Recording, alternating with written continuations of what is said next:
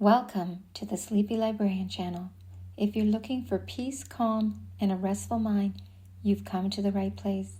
Tonight we're diving into the soothing world of Winnie the Pooh. This beloved story follows a lovable bear named Pooh and his adventures with his friends, Piglet, Tigger, and Eeyore, in the 100 Acre Wood. Together they explore friendship, simple joys, and the beauty of everyday moments. Whether you're winding down from a busy day or just looking for a little calm, this gentle story will help you relax and drift off to sleep. Before we begin, find a comfy spot, close your eyes, and take a deep breath in and hold for a moment and slowly release. Let go of any stress or tension and let this peaceful tale carry you into dreamland. Now, let's begin Winnie the Pooh. Chapter 1, in which we are introduced to Winnie the Pooh and some bees, and the stories begin. Here is Edward Bear, coming downstairs now.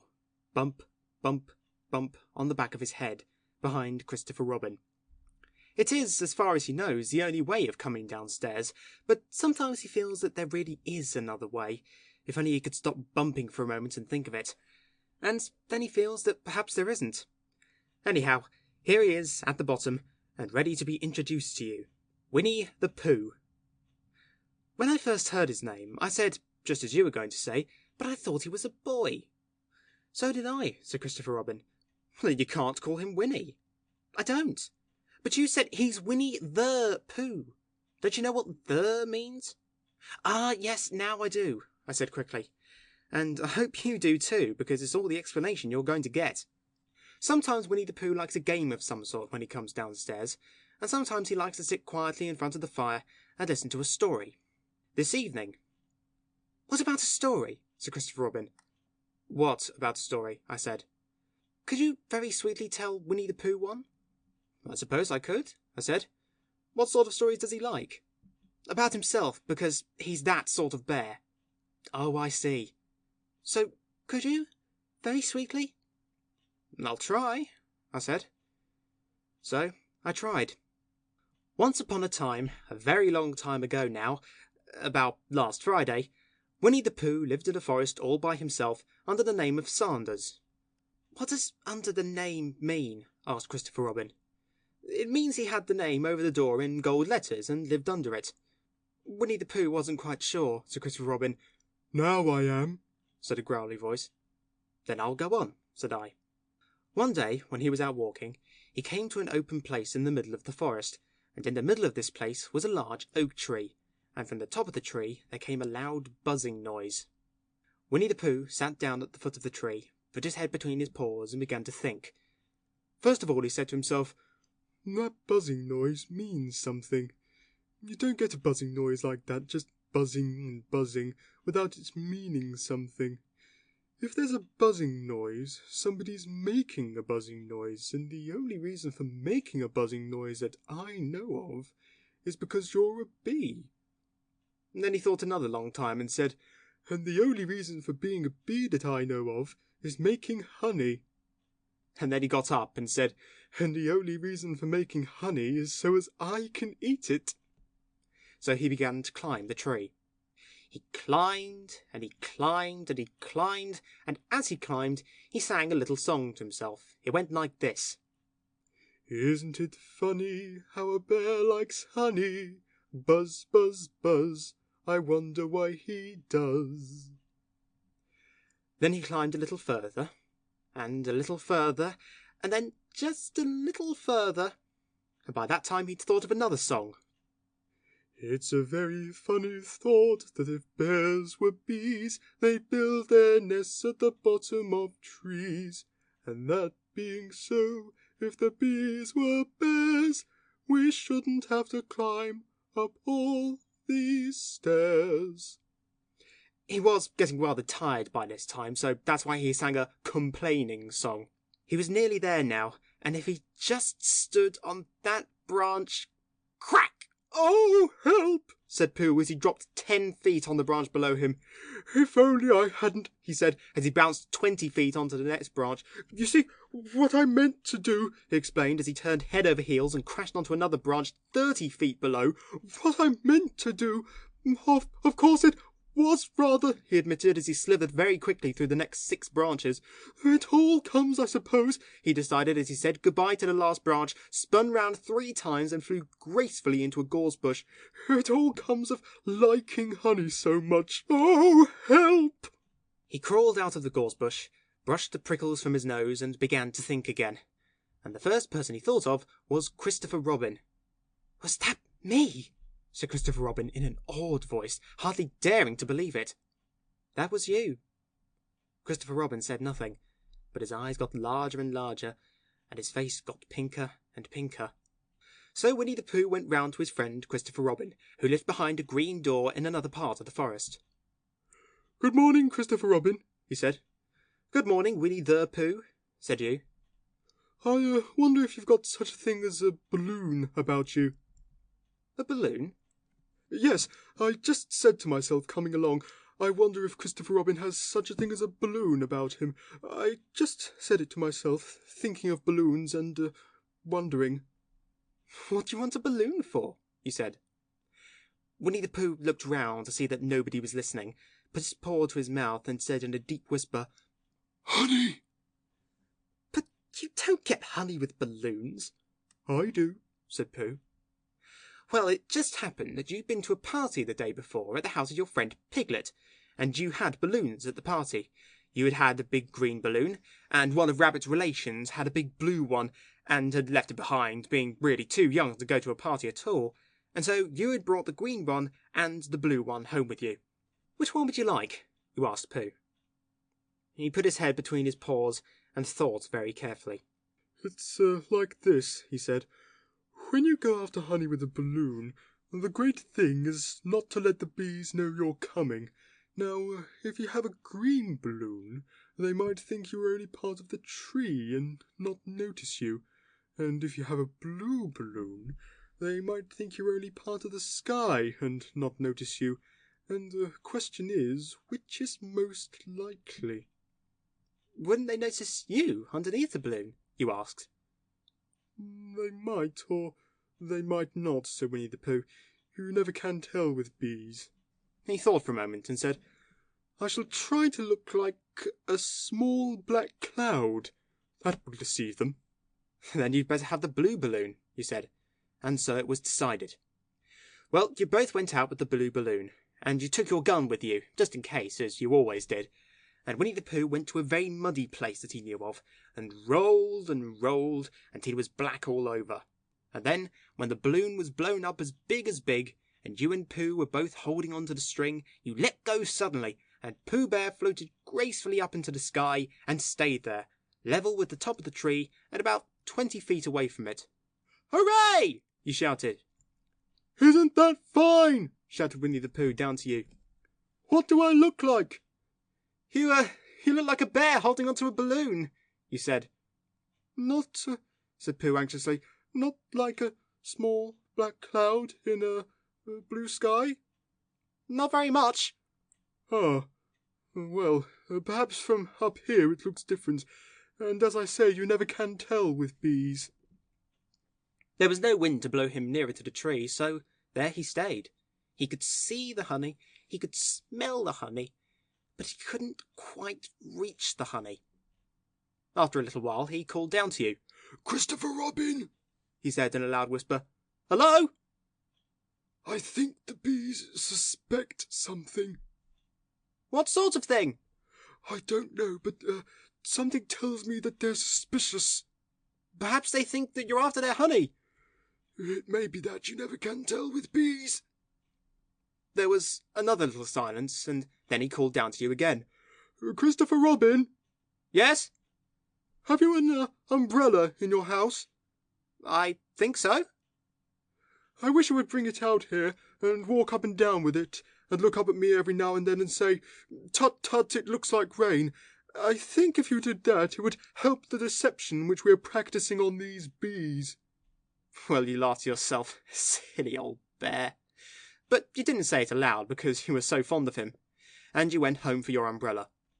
Oh, there you are, called down Winnie the Pooh as soon as you got back to the tree. I was beginning to get anxious. I've discovered that the bees are now definitely suspicious. Shall I put my umbrella up? he said. Yes, but wait a moment, we must be practical. The important bee to deceive is the queen bee. Can you see which is the queen bee from down there? No. Oh, a pity. Well now, if you walk up and down with your umbrella saying, "Tut tut, it looks like rain," I shall do what I can by singing a little cloud song, such as a cloud might sing. Go! So, while you walked up and down and wondered if it would rain, Winnie the Pooh sang this song. How sweet to be a cloud floating in the blue. Every little cloud always sings aloud. How sweet to be a cloud floating in the blue. It makes him very proud to be a little cloud. The bees were still buzzing as suspiciously as ever. Some of them indeed left their nests and flew all round the cloud as it began the second verse of this song. And one bee sat down on the nose of the cloud for a moment and then got up again. Christopher! Ow! Robin! Called out the cloud. Yes? I've just been thinking, and I've come to a very important decision. These are the wrong sort of bees. Are they? Oh, quite the wrong sort. So I should think they would make the wrong sort of honey, shouldn't you? Would they? Yes, so I think I shall come down. How? Asked you. Winnie the Pooh hadn't thought about this. If he let go of the string, he would fall bump, and he didn't like the idea of that. So he thought for a long time, and then he said, Christopher Robin, you must shoot the balloon with your gun. Have you got your gun? Of course I have, he said. But if I do that, it'll spoil the balloon, you said. But if you don't, said Pooh, I shall have to let go, and that would spoil me. When he put it like this, you saw how it was, and you aimed very carefully at the balloon and fired. Oh! Said Pooh. Did I miss? You asked. You didn't exactly miss, said Pooh, but you missed the balloon. I'm so sorry, he said, and you fired again, and this time you hit the balloon, and the air came slowly out, and Winnie the Pooh floated down to the ground. But his arms were so stiff from holding onto the string of the balloon all that time that they stayed up straight in the air for more than a week, and whenever a fly came and settled on his nose, he had to blow it off. Pooh!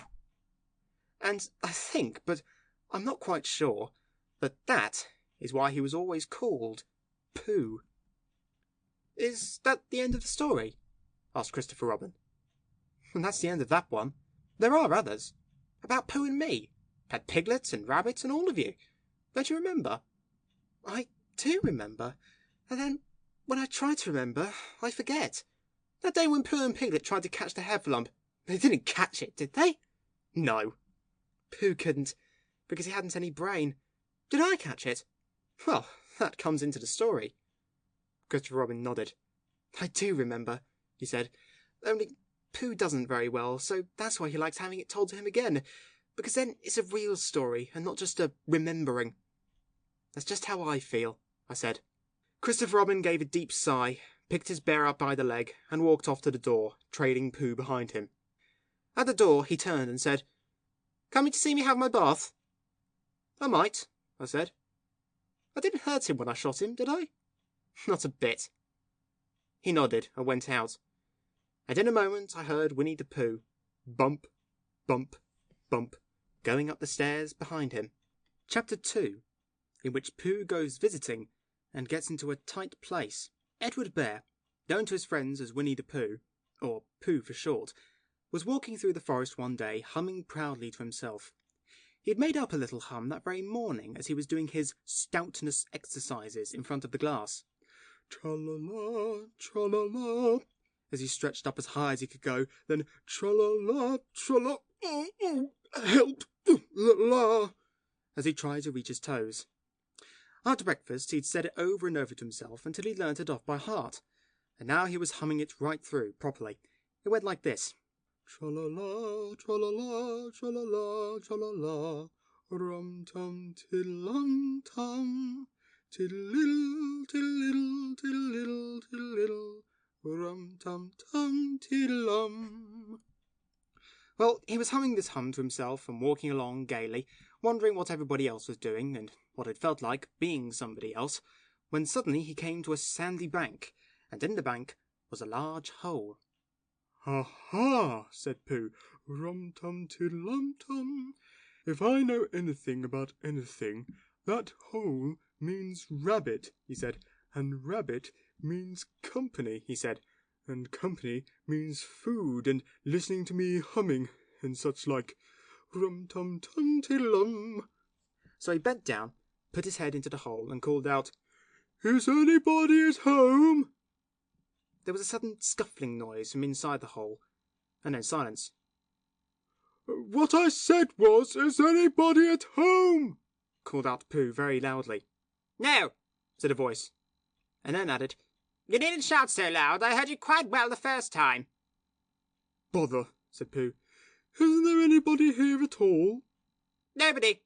Winnie the Pooh took his head out of the hole and thought for a little, and he thought to himself, "There must be somebody there, because somebody must have said nobody." So he put his head back in the hole and said, "Hello, Rabbit! Isn't that you?" "No," said Rabbit, in a different sort of voice this time. "But isn't that Rabbit's voice?" "I don't think so," said Rabbit. "It isn't meant to be." "Oh," said Pooh. He took his head out of the hole and had another think, and then he put it back and said, "Well, could you very kindly tell me where Rabbit is?" "He's gone to see his friend Pooh Bear, who's a great friend of his." "But this is me," said Bear, very much surprised. "What sort of me?" "Pooh Bear." "Are you sure?" said Rabbit, still more surprised. Quite sure," said Pooh. "Oh, well then, come in." So Pooh pushed and pushed and pushed his way through the hole, and at last he got in. "You are quite right," said Rabbit, looking at him all over. "It is you. Glad to see you." "Who did you think it was?" "Well, I wasn't sure. You know how it is in the forest. One can't have anybody coming into one's house. One has to be careful. What about a mouthful of something?" Pooh always liked a little something at 11 o'clock in the morning, and he was very glad to see Rabbit getting out the plates and mugs. And when Rabbit said, "Honey or condensed milk with your bread?" he was so excited that he said, "Both." And then, so as not to seem greedy, he added, "But don't bother about the bread, please." And for a long time after that, he said nothing, until at last, humming to himself in a rather sticky voice, he got up, shook Rabbit lovingly by the paw, and said that he must be going on. "Must you?" said Rabbit politely. "Well," said Pooh, "I could stay a little longer if you—" and he tried very hard to look in the direction of the larder. "As a matter of fact," said Rabbit, "I was going out myself directly." "Oh, well then, I'll be going on. Goodbye." "Well, goodbye, if you're sure you won't have any more." "Is there any more?" asked Pooh quickly. Rabbit took the covers off the dishes and said, "No, there wasn't." "I thought not," said Pooh, nodding to himself. "Well, goodbye. I must be going on." So he started to climb out of the hole. He pulled with his front paws and pushed with his back paws, and in a little while his nose was out in the open again, and then his ears, and then his front paws, and then his shoulders, and then... "Oh, help!" said Pooh. "I'd better go back." "Oh, bother!" said Pooh. "I shall have to go on." "I can't do either," said Pooh. "Oh, help and bother." Now, by this time, Rabbit wanted to go for a walk too, and finding the front door full, he went out by the back door, and came round to Pooh and looked at him. "Hello, are you stuck?" he asked. No, said Pooh carelessly. "Just resting and thinking and humming to myself." "Here, give us a paw." Pooh Bear stretched out a paw, and Rabbit pulled and pulled and pulled. "Oh!" cried Pooh. "You're hurting." "The fact is," said Rabbit, "you're stuck." "It all comes," said Pooh crossly, of not having front doors big enough." "It all comes," said Rabbit sternly, "of eating too much." "I thought at the time," said Rabbit, "only I didn't like to say anything," said Rabbit. "That one of us was eating too much," said Rabbit. "And I knew it wasn't me," he said. Well, I shall go and fetch Christopher Robin." Christopher Robin lived at the other end of the forest, and when he came back with Rabbit and saw the front half of Pooh, he said, "Silly old bear," in such a loving voice that everybody felt quite hopeful again. "I was just beginning to think," said Bear, sniffing slightly, "that Rabbit might never be able to use his front door again, and I should hate that," he said. "So should I," said Rabbit. "Use his front door again?" said Christopher Robin. "Of course he'll use his front door again." "Good," said Rabbit. "If we can't pull you out, Pooh, we might push you back." Rabbit scratched his whiskers thoughtfully and pointed out that when once Pooh was pushed back, he was back, and of course nobody was more glad to see Pooh than he was. Still, there it was. Some lived in trees and some lived underground, and "You mean I'd never get out?" said Pooh. "I mean," said Rabbit, "that having got so far, it seems a pity to waste it." Christopher Robin nodded. "Then there's only one thing to be done," he said. "We shall have to wait for you to get thin again." "How long does getting thin take?" asked Pooh anxiously. "About a week, I should think." "But I can't stay here for a week." "You can stay here all right, silly old bear. It's getting you out which is so difficult." "We'll read to you," said Rabbit cheerfully. "And I hope it won't snow," he added. "And I say, old fellow, you take up a good deal of room in my house. Do you mind if I use your back legs as a towel horse? Because, I mean, there they are, doing nothing, and it would be very convenient just to hang the towels on them." "A week?" said Pooh gloomily. "What about meals?" "I'm afraid no meals," said Christopher Robin, "because of getting thin quicker, but we will read to you." Bear began to sigh, and then found he couldn't because he was so tightly stuck, and a tear rolled down his eye as he said, "Then would you read a sustaining book, such as would help and comfort a wedged bear in great tightness?" So, for a week, Christopher Robin read that sort of book at the north end of Pooh, and Rabbit hung his washing on the south end, and in between, Bear felt himself getting slenderer and slenderer, and at the end of the week, Christopher Robin said, "Now!"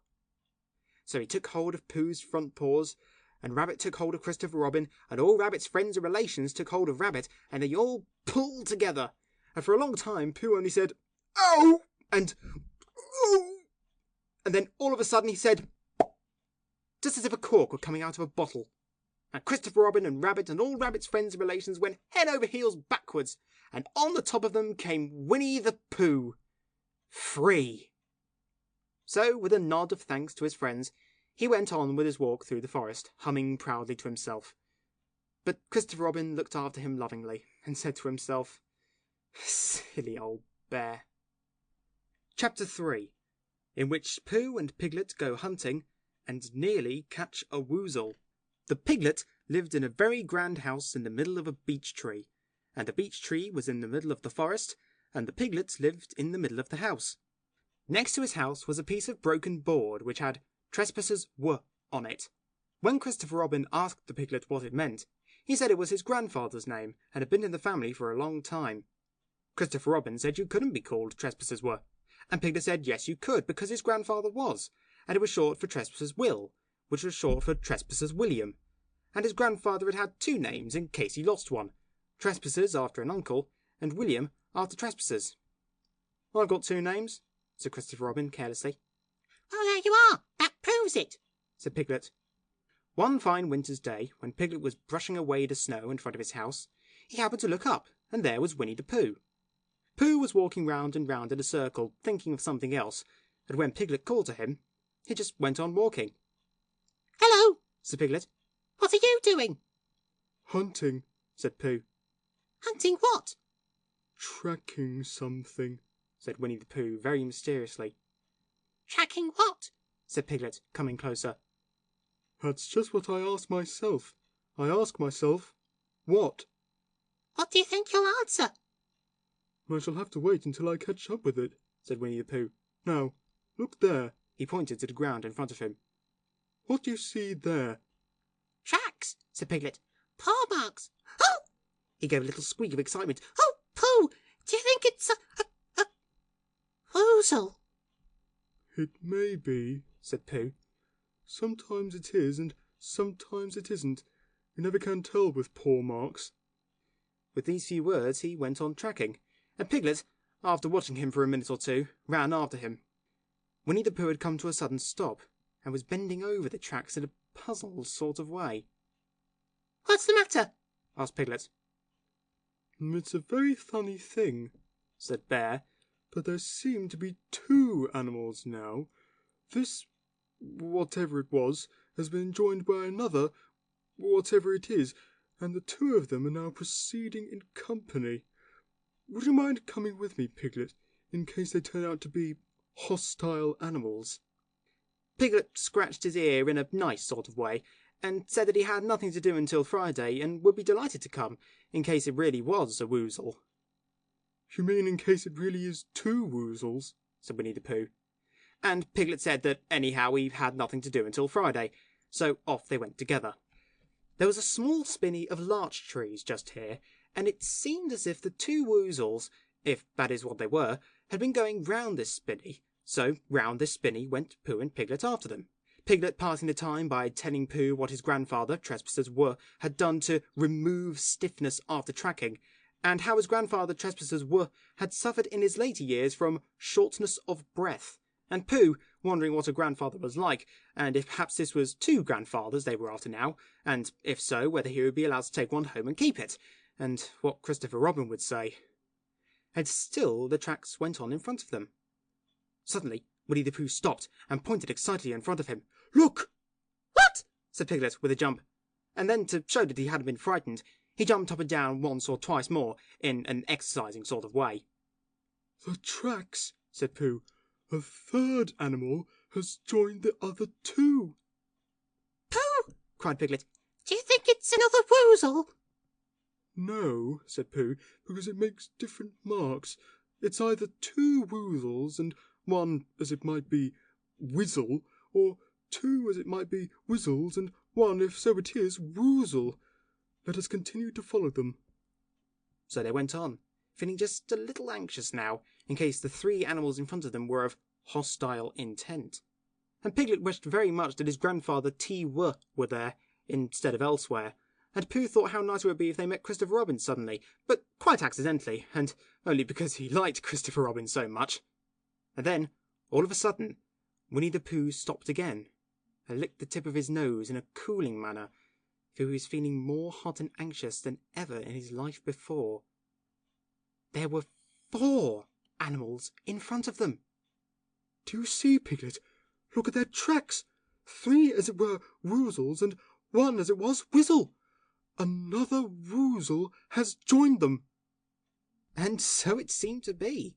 There were the tracks, crossing over each other here, getting muddled up with each other there, but quite plainly, every now and then, the tracks of 4 sets of paws. I think, said Piglet, when he licked the tip of his nose too, and found that it brought very little comfort. I think that I've just remembered something. I just remembered something that I forgot to do yesterday and shan't be able to do tomorrow, so I suppose I really ought to go back and do it now. We'll do it this afternoon, and I'll come with you, said Pooh. It isn't the sort of thing you could do in the afternoon, Said Piglet quickly. It's a very particular morning thing that has to be done in the morning, and if possible between the hours of... what would you say the time was? About 12, said Winnie the Pooh, looking at the sun. Between, as I was saying, the hours of 12 and 12:05. So really, dear old Pooh, if you'll excuse me... Oh, what's that? Pooh looked up at the sky, and then, as he heard the whistle again, he looked up into the branches of a big oak tree, and then he saw a friend of his. It's Christopher Robin, he said. Ah, then you'll be all right, said Piglet. You'll be quite safe with him. Goodbye. And he trotted off home as quickly as he could, very glad to be out of all danger again. Christopher Robin came slowly down his tree. Silly old bear, he said, what were you doing? First you went round a spinney twice by yourself, and then Piglet ran after you, and you went round again together, and then you were just going round a 4th time. wait a moment, said Winnie the Pooh, holding up his paw. He sat down and thought, in the most thoughtful way he could think. Then he fitted his paw into one of the tracks, and then he scratched his nose twice and stood up. Yes, said Winnie the Pooh. I see now, said Winnie the Pooh. I have been foolish and deluded, said he, and I'm a bear of no brain at all. You're the best bear in all the world, said Christopher Robin soothingly. Am I? Said Pooh hopefully, and then he brightened up suddenly. Anyhow, he said, it's nearly luncheon time. So he went home for it. Chapter 4, in which Eeyore loses a tail and Pooh finds one. The old grey donkey, Eeyore, stood by himself in a thistly corner of the forest, his front feet well apart, his head on one side, and thought about things. Sometimes he thought sadly to himself, Why? And sometimes he thought, Wherefore? And sometimes he thought, Inasmuch as which? And sometimes he didn't quite know what he was thinking about. So when Winnie the Pooh came stumping along, Eeyore was very glad to be able to stop thinking for a while in order to say, How do you do? In a gloomy manner to him. And how are you? Said Winnie the Pooh. Eeyore shook his head from side to side. Not very how, he said. I don't seem to have felt at all how for a long time. Dear, dear, said Pooh. I'm sorry about that. Let's have a look at you. So Eeyore stood there, gazing sadly at the ground, and Winnie the Pooh walked all round him once. Why, what's happened to your tail? He said in surprise. What has happened to it? Said Eeyore. It isn't there. Are you sure? Well, either a tail is there or it isn't there. You can't make a mistake about it, and yours isn't there. Then what is? Nothing. Let's have a look, said Eeyore, and he turned slowly round to the place where his tail had been a little while ago, and then, finding that he couldn't catch it up, he turned round the other way until he came back to where he was at first, and then he put his head down and looked between his front legs, and at last he said, with a long, sad sigh, Oh, I believe you're right. Of course I'm right, said Pooh. That accounts for a good deal, said Eeyore gloomily. It explains everything. No wonder. You must have left it somewhere, said Winnie the Pooh. Somebody must have taken it, said Eeyore. How like them, he added, after a long silence. Pooh felt that he ought to say something helpful about it, but didn't quite know what, so he decided to do something helpful instead. Eeyore, he said solemnly, I, Winnie the Pooh, will find your tail for you. Thank you, Pooh, answered Eeyore. You're a real friend, said he. Not like some, he said. So Winnie the Pooh went off to find Eeyore's tail. It was a fine spring morning in the forest as he started out. Little soft clouds played happily in a blue sky, skipping from time to time in front of the sun as if they'd come to put it out, and then sliding away suddenly so that the next might have his turn. Through them and between them the sun shone bravely, and the copse, which had worn its furs all the year round, seemed old and dowdy now beside the new green lace which the beeches had put on so prettily. Through copse and spinney marched Bear, down open slopes of gorse and heather, over rocky beds of streams, up steep banks of sandstone, into the heather again, and so at last, tired and hungry, to the 100 Acre Wood, for it was in the 100 Acre Wood that Owl lived. And if anyone knows anything about anything, said Bear to himself, it's Owl who knows something about something, he said. Or my name's not Winnie the Pooh, he said. Which it is, he added. So, there you are. Owl lived at the Chestnuts, an old world residence of great charm, which was grander than anybody else's, or seemed so to Bear, because it had both a knocker and a bell pull. Underneath the knocker there was a notice which said, Ples ring if an runser is required. Underneath the bell pull there was a notice which said, Ples knock if an runser is not required. These notices had been written by Christopher Robin, who was the only one in the forest who could spell. For Owl, wise though he was in many ways, able to read and write and spell his own name, W-O-L, yet somehow went all to pieces over delicate words like measles and buttered toast. Winnie the Pooh read the two notices very carefully, first from left to right, and afterwards, in case he'd missed some of it, from right to left. Then, to make quite sure, he knocked and pulled the knocker, and he pulled and knocked the bell rope, and he called out in a very loud voice, "Owl, I require an answer. It's Bear speaking." And the door opened, and Owl looked out. "Hello, Pooh," he said. "How's things?" "Terrible and sad," said Pooh, "because Eeyore, who is a friend of mine, has lost his tail, and he's moping about it. So could you very kindly tell me how to find it for him?" "Well," said Owl, "the customary procedure in such cases is as follows." "What does crustimony proceed cake mean?" said Pooh, "for I am a bear of very little brain, and long words bother me." "It means the thing to do."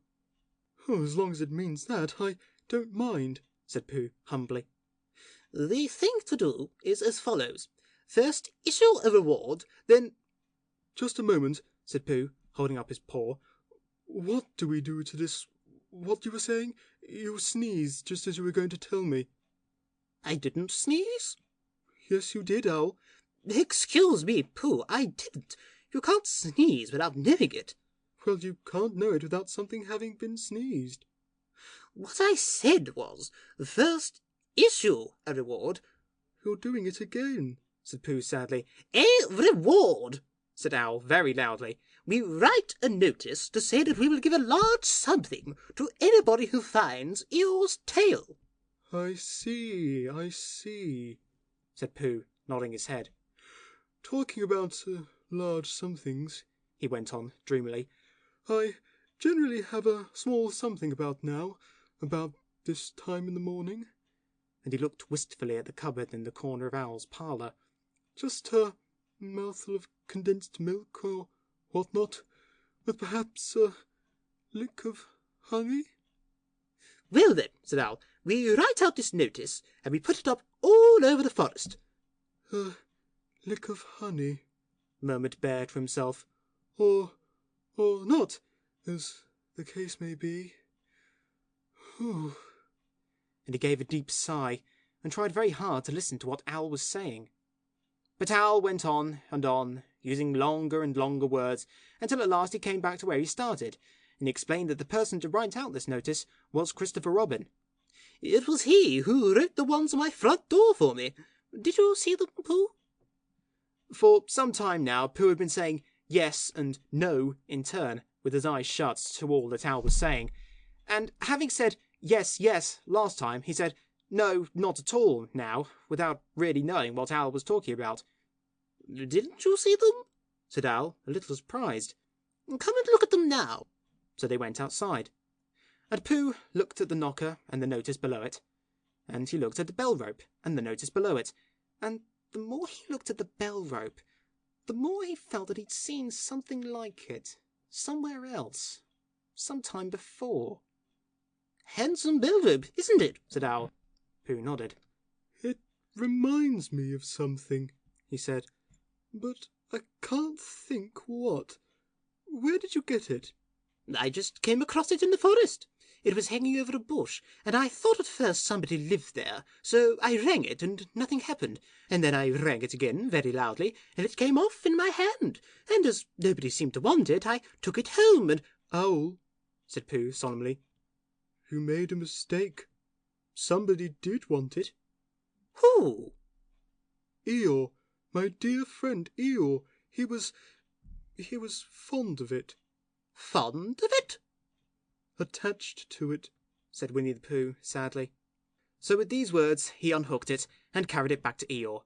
And when Christopher Robin had nailed it on in its right place again, Eeyore frisked about the forest, waving his tail so happily that Winnie the Pooh came over all funny, and had to hurry home for a little snack of something to sustain him. And, wiping his mouth half an hour afterwards, he sang to himself proudly, "Who found the tail? I," said Pooh, at 2:15. Only it was 11:15, really. I found the tail. Chapter 5, in which Piglet meets a heffalump.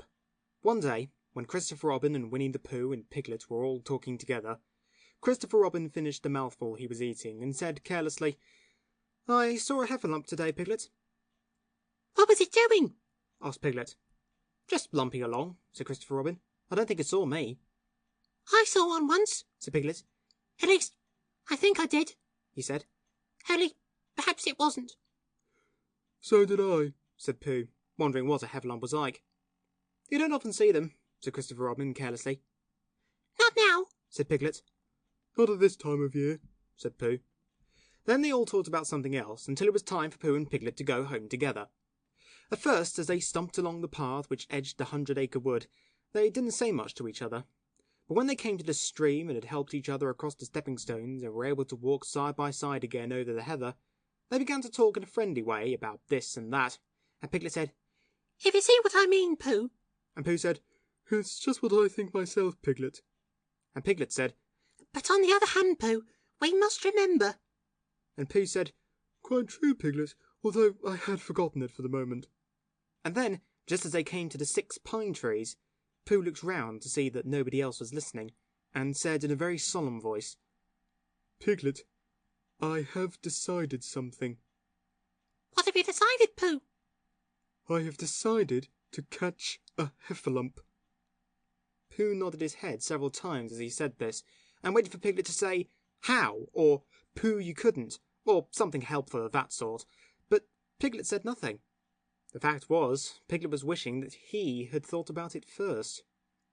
"I shall do it," said Pooh, after waiting a little longer, "by means of a trap, and it must be a cunning trap, so you will have to help me, Piglet." "Pooh," said Piglet, feeling quite happy again now. "I will." And then he said, "How shall we do it?" And Pooh said, "That's just it. How?" And then they sat down together to think it out. Pooh's first idea was that they should dig a very deep pit, and then the heffalump would come along and fall into the pit, and "Why?" said Piglet. "Why what?" said Pooh. "Why will he fall in?" Pooh rubbed his nose with his paw, and said that the heffalump might be walking along, humming a little song, and looking up at the sky, wondering if it would rain, and so he wouldn't see the very deep pit until he was halfway down, when it would be too late. Piglet said this was a very good trap, but supposing it were raining already? Pooh rubbed his nose again and said that he hadn't thought of that. And then he brightened up and said that if it were raining already, the heffalump would be looking at the sky, wondering if it would clear up, and so he wouldn't see the very deep pit until he was halfway down, when it would be too late.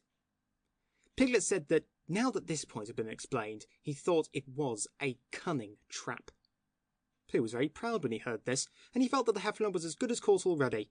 But there was just one other thing which had to be thought about, and it was this. Where should they dig the very deep pit? Piglet said that the best place would be somewhere where a heffalump was, just before he fell into it, only about a foot farther on. "But then he would see us digging it," said Pooh. "Not if he was looking at the sky." "He would suspect," said Pooh, "if he happened to look down." He thought for a long time, and then added sadly, "It isn't easy as I thought. I suppose that's why heffalumps hardly ever get caught." "That must be it," said Piglet. They sighed and got up, and when they'd taken a few gorse prickles out of themselves, they sat down again. And all the time Pooh was saying to himself, "If only I could think of something." For he felt sure that a very clever brain could catch a heffalump, if only he knew the right way to go about it. "Suppose," he said to Piglet, "you wanted to catch me. How would you do it?" "Well," said Piglet, "I should do it like this. I should make a trap, and I should put a jar of honey in the trap, and you would smell it, and you would go in after it, And I would go in after it," said Pooh excitedly, "only very carefully so as not to hurt myself, and I would get to the jar of honey, and I should lick around the edges, first of all, pretending that there wasn't any more, you know, and then I should walk away and think about it a little, and then I should come back and start licking in the middle of the jar, and then—" "Yes, well, never mind about that. There you would be, and there I should catch you. Now, the first thing to think of is, What do heffalumps like? I should think acorns, shouldn't you? Well, get a lot of... I say, wake up, Pooh!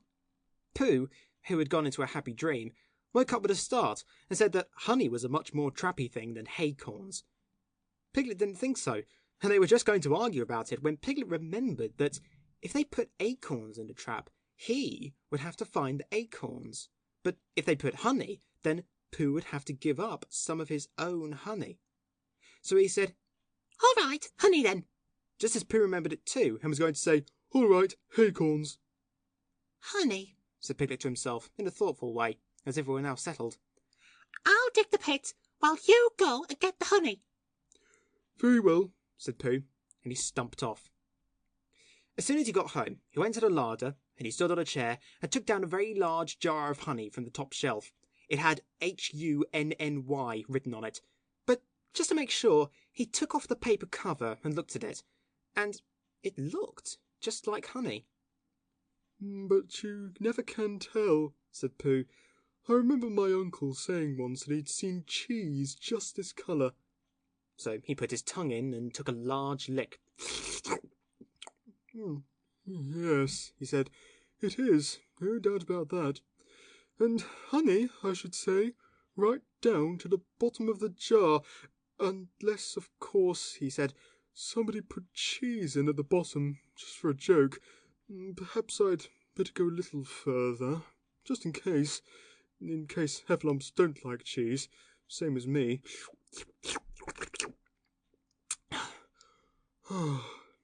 And he gave a deep sigh. I was right. It is honey, right the way down. Having made certain of this, he took the jar back to Piglet, and Piglet looked up from the bottom of his very deep pit and said, Got it! And Pooh said, Yes, but it isn't quite a full jar. and he threw it down to Piglet, and Piglet said, No, it isn't. Is that all you've got left? and Pooh said, Yes. because it was. So Piglet put the jar at the bottom of the pit and climbed out, and they went off home together. Well, good night, Pooh, Said Piglet when they got to Pooh's house. and we meet at 6 o'clock tomorrow morning by the pine trees and see how many heffalumps we've got in our trap. 6 o'clock, Piglet. And have you got any string No? Why do you want string? to lead them home with? Oh, I think heffalumps come if you whistle. Some do and some don't. You never can tell with heffalumps. Well, good night. Good night. And off Piglet trotted to his house, trespassers were, while Pooh made his preparations for bed. Some hours later, just as the night was beginning to steal away, Pooh woke up suddenly with a sinking feeling. He'd had that sinking feeling before, and he knew what it meant. He was hungry. So he went to the larder, and he stood on a chair and reached up to the top shelf, and found nothing. That's funny, he thought. I know I had a jar of honey there. A full jar full of honey, right up to the top, and it had Hunny written on it, so I should know it was honey. That's very funny. And then he began to wander up and down, wondering where it was, and murmuring a murmur to himself like this. It's very, very funny, 'cause I know I had some honey, 'cause it had a label on, saying Hunny. A galoptious full of pot too, and I don't know where it's got to. No, I don't know where it's gone. Well, it's Funny. He'd murmured this to himself 3 times in a singing sort of way, when suddenly he remembered. He'd put it into the cunning trap to catch the heffalump. Bother, said Pooh. It all comes of trying to be kind to heffalumps. And he got back into bed. But he couldn't sleep. The more he tried to sleep, the more he couldn't. He tried counting sheep, which is sometimes a good way of getting to sleep, and as that was no good, he tried counting heffalumps. And that was worse, because every heffalump that he counted was making straight for a pot of Pooh's honey and eating it all. For some minutes he lay there miserably, but when the 587th heffalump was licking its jaws and saying to itself, Very, very good honey, miss. I don't know where I've tasted better. Pooh could bear it no longer. He jumped out of bed, he ran out of the house, and he ran straight to the 6 pine trees. The sun was still in bed, but there was a lightness in the sky over the 100-acre wood, which seemed to show that it was waking up and would soon be kicking off the clothes. In the half-light, the pine trees looked cold and lonely, and the very deep pit seemed deeper than it was, and Pooh's jar of honey at the bottom was something mysterious, a shape, and no more. But as he got nearer to it, his nose told him that it was indeed honey, and his tongue came out and began to polish up his mouth, ready for it. Bother, said Pooh, as he got his nose inside the jar. A heffalump has been eating it.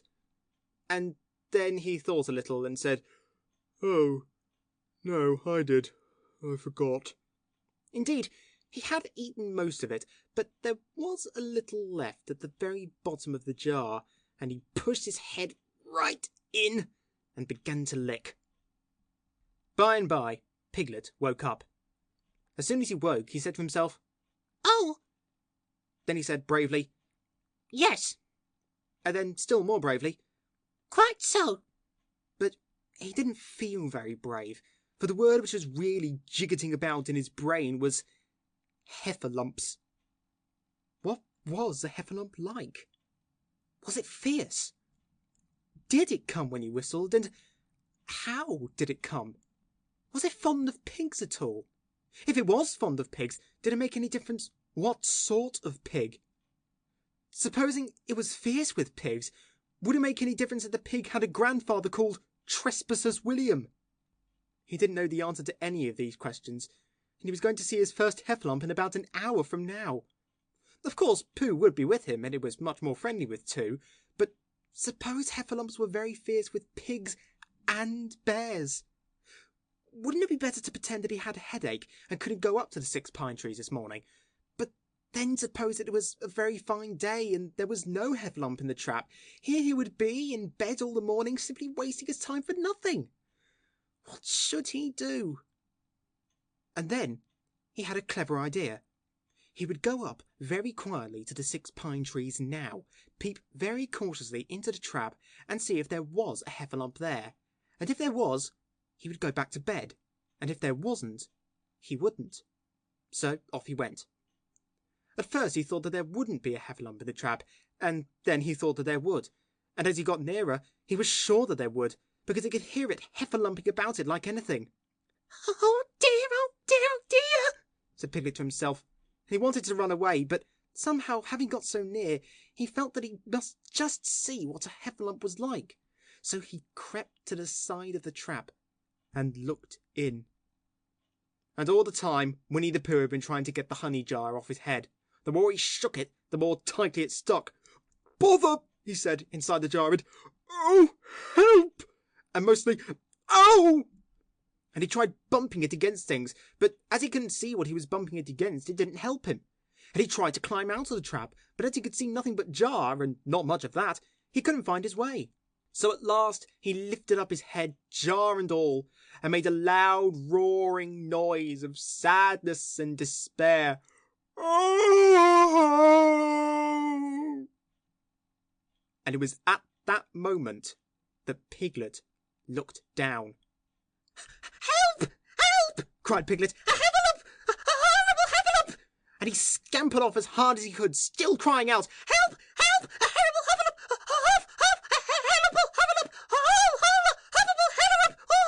And he didn't stop crying and scampering until he got to Christopher Robin's house. Whatever's the matter, Piglet? Said Christopher Robin, who was just getting up. Help! Said Piglet, breathing so hard that he could hardly speak. Help! A heffalump! Where? Up there! Said Piglet, waving his paw. What did it look like? It had the biggest head you ever saw, Christopher Robin. A great enormous thing, like nothing. A huge, big, like I don't know, like an enormous, big nothing, like a jar. Well, said Christopher Robin, putting on his shoes, I shall go and look at it. Come on. Piglet wasn't afraid if he had Christopher Robin with him, so off they went. I can hear it, can't you? Said Piglet anxiously as they got near. I can hear something, said Christopher Robin. It was Pooh bumping his head against a tree root he'd found. There, said Piglet. Isn't it awful? and he held on tight to Christopher Robin's hand. Suddenly, Christopher Robin began to laugh, and he laughed, and he laughed, and he laughed. And while he was still laughing, crash went the Heffalumps' head against the tree root, smash went the jar, and out came Pooh's head again. Then Piglet saw what a foolish piglet he'd been, and he was so ashamed of himself that he ran straight off home and went to bed with a headache. But Christopher Robin and Pooh went home to breakfast together. "Oh, Bear," said Christopher Robin, "how I do love you." "So do I," said Pooh. Chapter 6, in which Eeyore has a birthday and gets 2 presents. Eeyore, the old grey donkey, stood by the side of the stream and looked at himself in the water. "Pathetic," he said. "That's what it is. Pathetic." He turned and walked slowly down the stream for 20 yards, splashed across it, and walked slowly back on the other side. Then he looked at himself in the water again. "As I thought," he said. "No better from this side. But nobody minds. Nobody cares. Pathetic. That's what it is." There was a crackling noise in the bracken behind him, and out came Pooh. "Good morning, Eeyore," said Pooh. "Good morning, Pooh Bear," said Eeyore gloomily. "If it is a good morning," he said. "Which I doubt," said he. "Why, what's the matter?" "Nothing, Pooh Bear, nothing. We can't all, and some of us don't. That's all there is to it." "Can't all what?" said Pooh, rubbing his nose. "Gaiety, song and dance, here we go round the mulberry bush." "Oh," said Pooh. He thought for a long time, and then asked, "What mulberry bush is that?" "Bonhomie," went on Eeyore gloomily. "French word meaning bonhomie," he explained. "I'm not complaining, but there it is." Pooh sat down on a large stone and tried to think this out. It sounded to him like a riddle, and he was never much good at riddles, being a bear with very little brain. So he sang Cottleston Pie instead. "Cottleston, Cottleston, Cottleston pie, a fly can't bird, but a bird can fly. Ask me a riddle and I reply, Cottleston, Cottleston, Cottleston pie." That was the first verse. When he finished it, Eeyore didn't actually say that he didn't like it, so Pooh very kindly sang the second verse to him. "Cottleston, Cottleston, Cottleston pie, a fish can't whistle, and neither can I. Ask me a riddle and I reply, Cottleston, Cottleston, Cottleston pie." Eeyore still said nothing at all, so Pooh hummed the third verse quietly to himself. "Cottleston, Cottleston, Cottleston pie, why does a chicken? I don't know why. Ask me a riddle and I reply, Cottleston, Cottleston, Cottleston pie."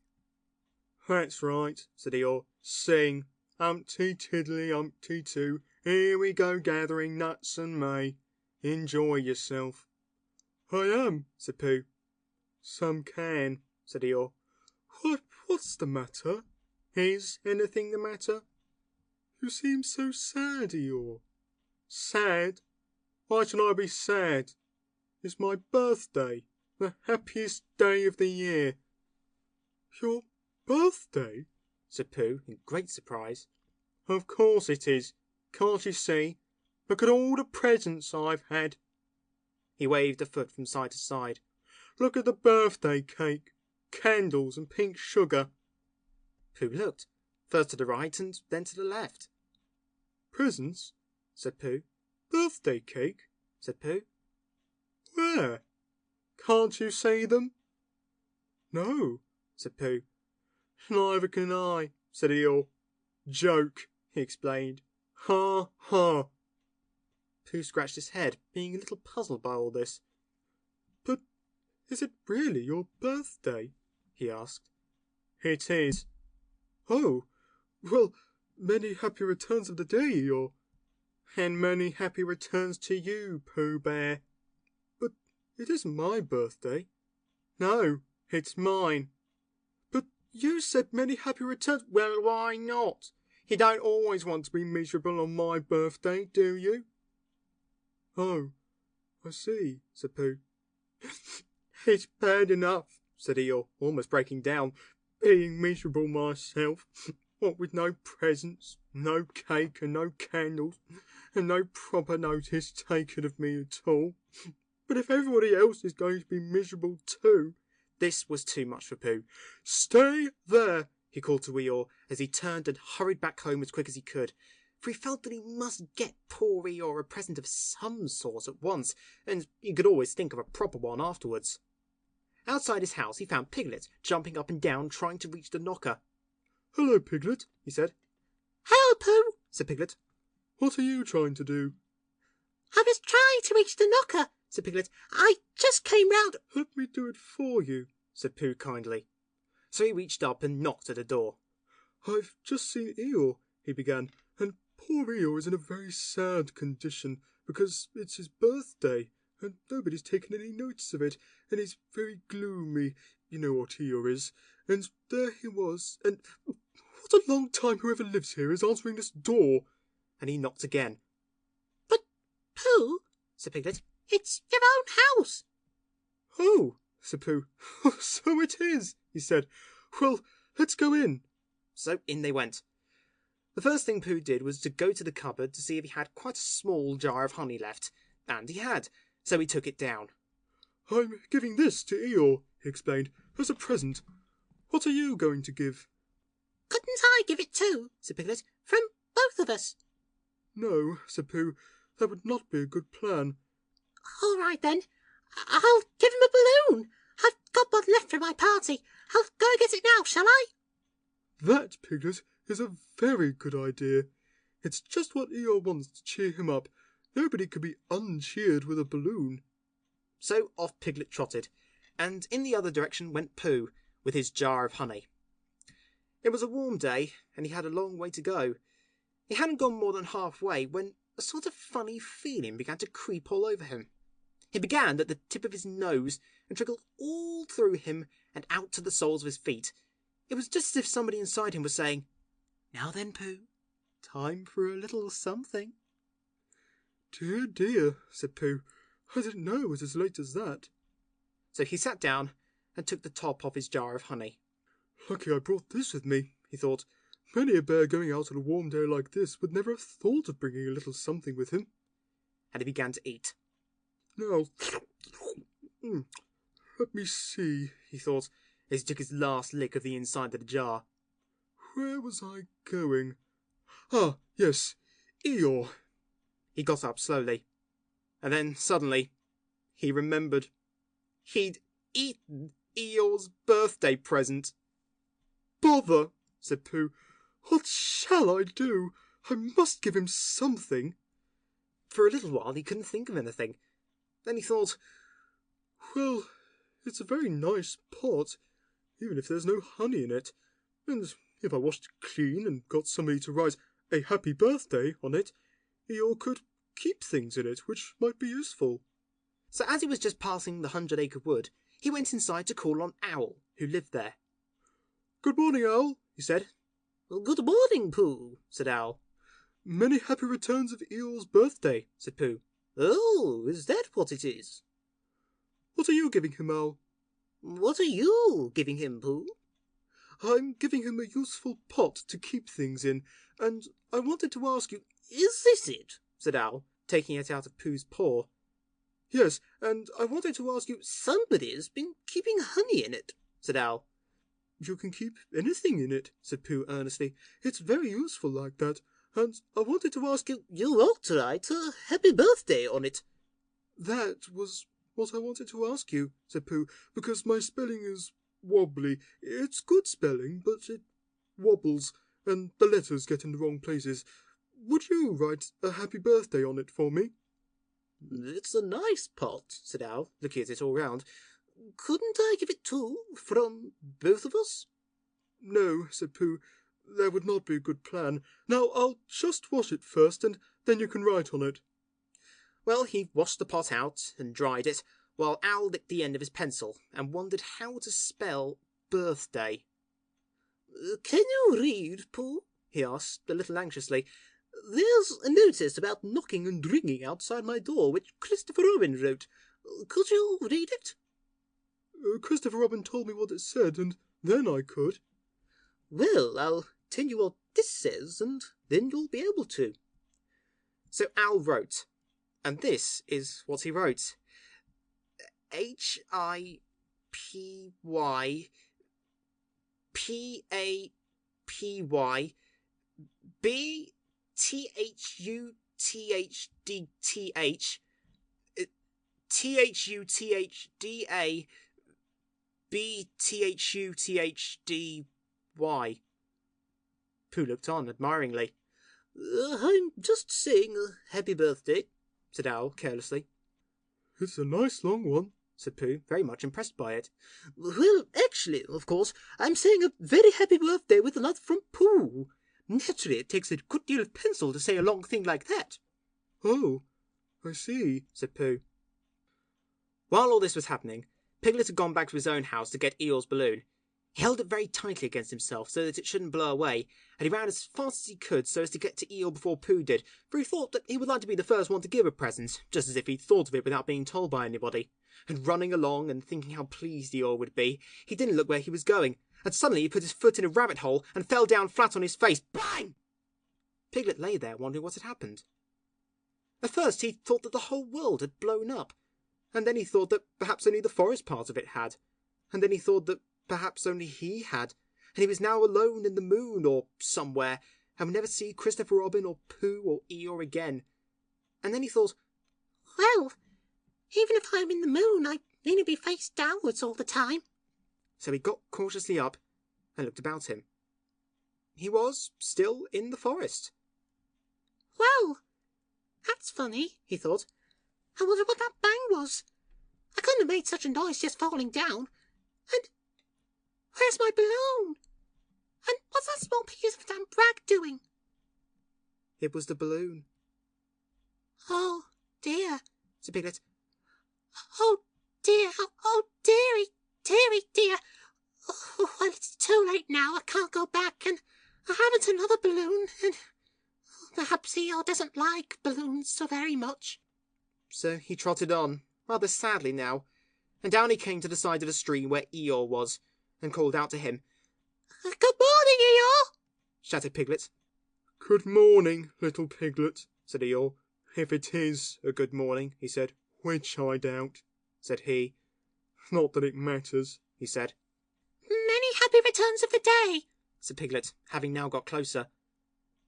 Eeyore stopped looking at himself in the stream and turned to stare at Piglet. Just say that again, he said. Wait a moment. Balancing on 3 legs, he began to bring his 4th leg very cautiously up to his ear.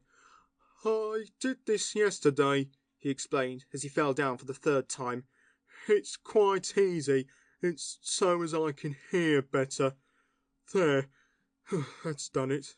Now then, what were you saying? He pushed his ear forward with his hoof. Many happy returns of the day, said Piglet again. Meaning me? Of course, Eeyore. My birthday? Yes. Me having a real birthday? Yes, Eeyore, and I've brought you a present.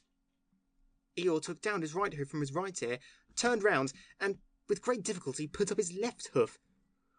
I must have that in the other ear, he said. Now then.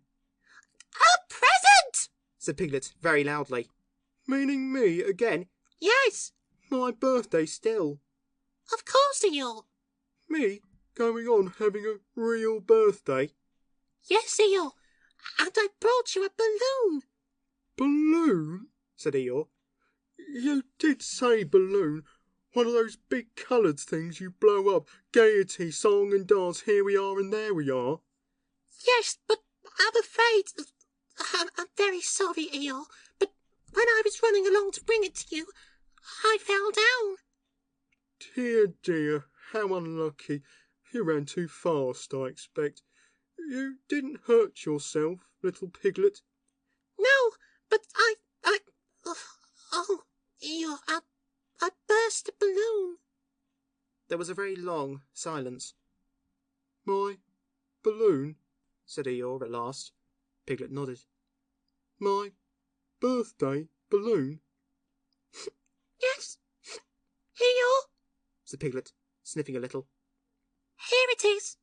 With many happy returns of the day. And he gave Eeyore the small piece of damp rag. Is this it? said Eeyore, a little surprised. Piglet nodded. My present? Piglet nodded again. The balloon? Yes. Thank you, Piglet, said Eeyore. You don't mind my asking, he went on, but what colour was this balloon when it was a balloon? Red. I just wondered. Red, he murmured to himself. My favourite colour. How big was it? About as big as me. I just wondered. About as big as Piglet, he said to himself, sadly. My favourite size. Well, well. Piglet felt very miserable and didn't know what to say. He was still opening his mouth to begin something, and then deciding that it wasn't any good saying that, when he heard a shout from the other side of the river, and there was Pooh. Many happy returns of the day, called out Pooh, forgetting that he'd said it already. Thank you, Pooh. I'm having them, said Eeyore gloomily. I've brought you a little present, said Pooh excitedly. I've had it, said Eeyore. Pooh had now splashed across the stream to Eeyore, and Piglet was sitting a little way off, his head in his paws, snuffling to himself. It's a useful pot, said Pooh. Here it is, and it's got a very happy birthday with love from Pooh written on it. That's what all that writing is, and it's for putting things in. There. When Eeyore saw the pot, he became quite excited. Why, he said, I believe my balloon will just go into that pot. Oh no, Eeyore, said Pooh. Balloons are much too big to go into pots. What you do with the balloon is you hold the balloon. Not mine, said Eeyore proudly. Look, Piglet. And as Piglet looked sorrowfully round, Eeyore picked the balloon up with his teeth and placed it carefully in the pot, picked it out and put it on the ground, and then picked it up again and put it carefully back. So it does, said Pooh. It goes in. So it does, said Piglet. And it comes out. Doesn't it, said Eeyore. It goes in and out like anything. I'm very glad, said Pooh happily, that I thought of giving you a useful pot to put things in. I'm very glad, said Piglet happily, that I thought of giving you something to put in a useful pot. But Eeyore wasn't listening. He was taking the balloon out and putting it back again, as happy as could be. And didn't I give him anything? Asked Christopher Robin sadly. Of course you did, I said. You gave him, but don't you remember, a little... I gave him a box of paints to paint things with. That was it. Why didn't I give it to him in the morning? Well, you were so busy getting his party ready for him. He had a cake with icing on the top, and 3 candles, and his name in pink sugar, and... Yes, I remember, said Christopher Robin. Chapter 7, in which Kanga and Baby Roo come to the forest, and Piglet has a bath. Nobody seemed to know where they came from, but there they were, in the forest, Kanga and Baby Roo. When Pooh asked Christopher Robin, How do they come here? Christopher Robin said, In the usual way, if you know what I mean, Pooh. And Pooh, who didn't, said, Oh. Then he nodded his head twice and said, In the usual way. Ah. Then he went to call upon his friend Piglet to see what he thought about it.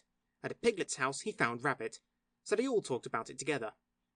What I don't like about it is this, said Rabbit. Here are we, you, Pooh, and you, Piglet, and me. And suddenly... And Eeyore, said Pooh. And Eeyore. And then suddenly... And Owl, said Pooh. And Owl. And then all of a sudden... Oh, and Eeyore, said Pooh. I was forgetting him. Here we are, said Rabbit, very slowly and carefully.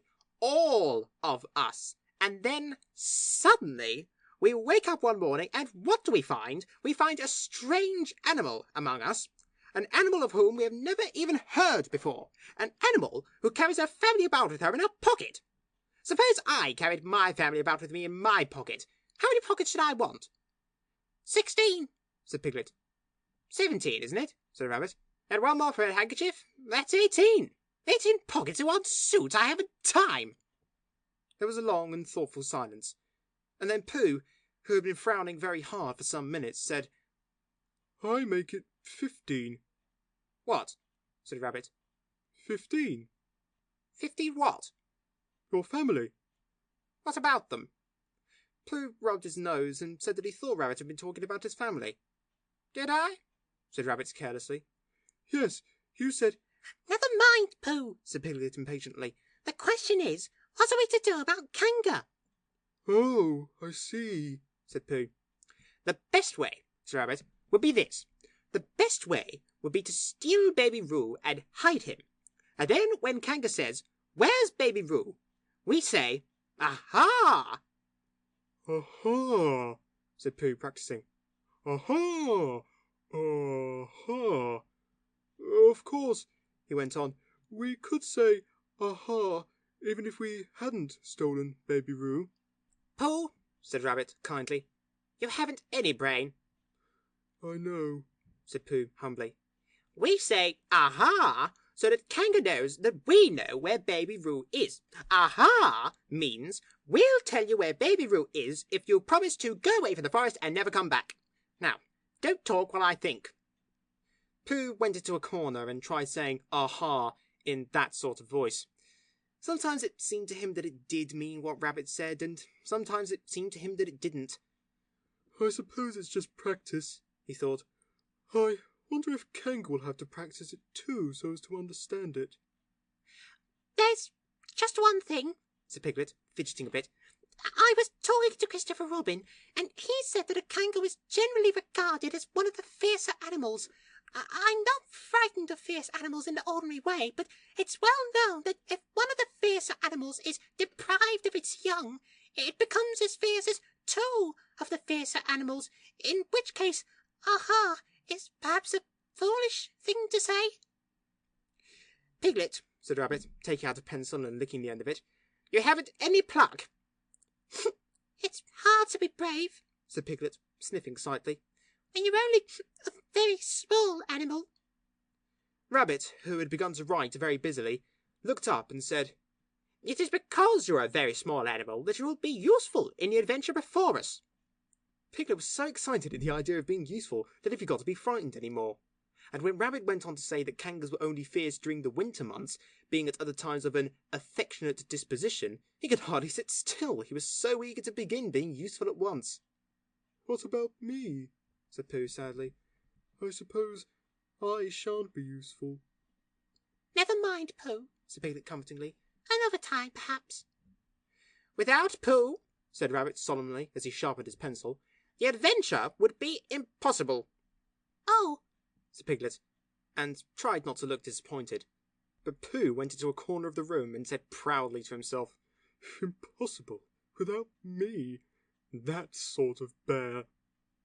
Now listen, all of you, said Rabbit when he finished writing, and Pooh and Piglet sat listening very eagerly with their mouths open. This was what Rabbit read out. Plan to capture Baby Roo. 1. General remarks. Kanga runs faster than any of us, even me. 2. More general remarks. Kanga never takes her eye off Baby Roo except when he's safely buttoned up in her pocket. 3. Therefore, if we are to capture Baby Roo, we must get a long start because Kanga runs faster than any of us, even me. C1. 4. A thought. If Roo had jumped out of Kanga's pocket and Piglet had jumped in, Kanga wouldn't know the difference because Piglet is a very small animal. 5. Like Roo. 6. But Kanga would have to be looking the other way first so as not to see Piglet jumping in. 7. C2. 8. Another thought. But if Pooh was talking to her very excitedly, she might look the other way for a moment. 9. And then I could run away with Roo. 10. Quickly. 11. And Kanga wouldn't discover the difference until afterwards. Well, Rabbit read this out proudly, and for a little while after he'd read it, nobody said anything. And then Piglet, who had been opening and shutting his mouth without making any noise, managed to say very huskily, And afterwards, "How do you mean?" when Kanga does discover the difference, "Then we all say, 'Aha!'" all three of us. "Yes." Oh, What's the trouble, Piglet?" nothing. said Piglet. As long as we all three say it. As long as we all three say it, said Piglet. I don't mind, He said, but I shouldn't care to say aha by myself. It wouldn't sound nearly so well. By the way, he said, you are quite sure about what you said about the winter months? "The winter months?" Yes, only being fierce in the winter months. "Oh, yes, that's all right. Well, Pooh, you see what you have to do?" No, said Pooh Bear. Not yet, he said. What do I do? "Well, you just have to talk very hard to Kanga, so she doesn't notice anything." Oh, what about? "Anything you like." You mean like telling her a little bit of poetry or something? "That's it," said Rabbit. "Splendid. Now, come along." So they all went out to look for Kanga. Kanga and Roo were spending a quiet afternoon in a sandy part of the forest. Baby Roo was practicing very small jumps in the sand and falling down mouse holes and climbing out of them. And Kanga was fidgeting about and saying, "Just one more jump, dear, and then we must go home." And at that moment, who should come stumping up the hill but Pooh. Good afternoon, Kanga. "Good afternoon, Pooh." Look at me jumping! Squeaked Roo and fell into another mouse hole. Hello, Roo, my little fellow. "We were just going home," said Kanga. "Good afternoon, Rabbit. Good afternoon, Piglet." Rabbit and Piglet, who had now come up from the other side of the hill, said good afternoon and hello, Roo, and Roo asked them to look at him jumping, so they stayed and looked. And Kanga looked too. Oh, Kanga, said Pooh, after Rabbit had winked at him twice. I don't know if you're interested in poetry at all. "Hardly at all," said Kanga. Oh, said Pooh. "Roo dear, just one more jump and then we must go home." There was a short silence while Roo fell down another mouse hole. "Go on," said Rabbit, in a loud whisper behind his paw. Talking of poetry, said Pooh, I made up a little piece as I was coming along. It went like this, now let me see. "Fancy," said Kanga. "Now, Roo dear." "You'll love this piece of poetry," said Rabbit. You'll love it, said Piglet. "You must listen very carefully," said Rabbit. so as not to miss any of it. said Piglet. "Oh, yes," said Kanga, but she still looked at Baby Roo. "How did it go, Pooh?" said Rabbit. Pooh gave a little cough and began. Lines written by a bear of very little brain. On Monday, when the sun is hot, I wonder to myself a lot. Now, is it true or is it not, that what is which and which is what?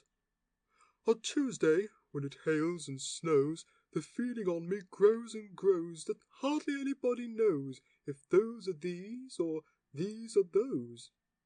On Wednesday, when the sky is blue and I have nothing else to do, I sometimes wonder if it's true that who is what and what is who.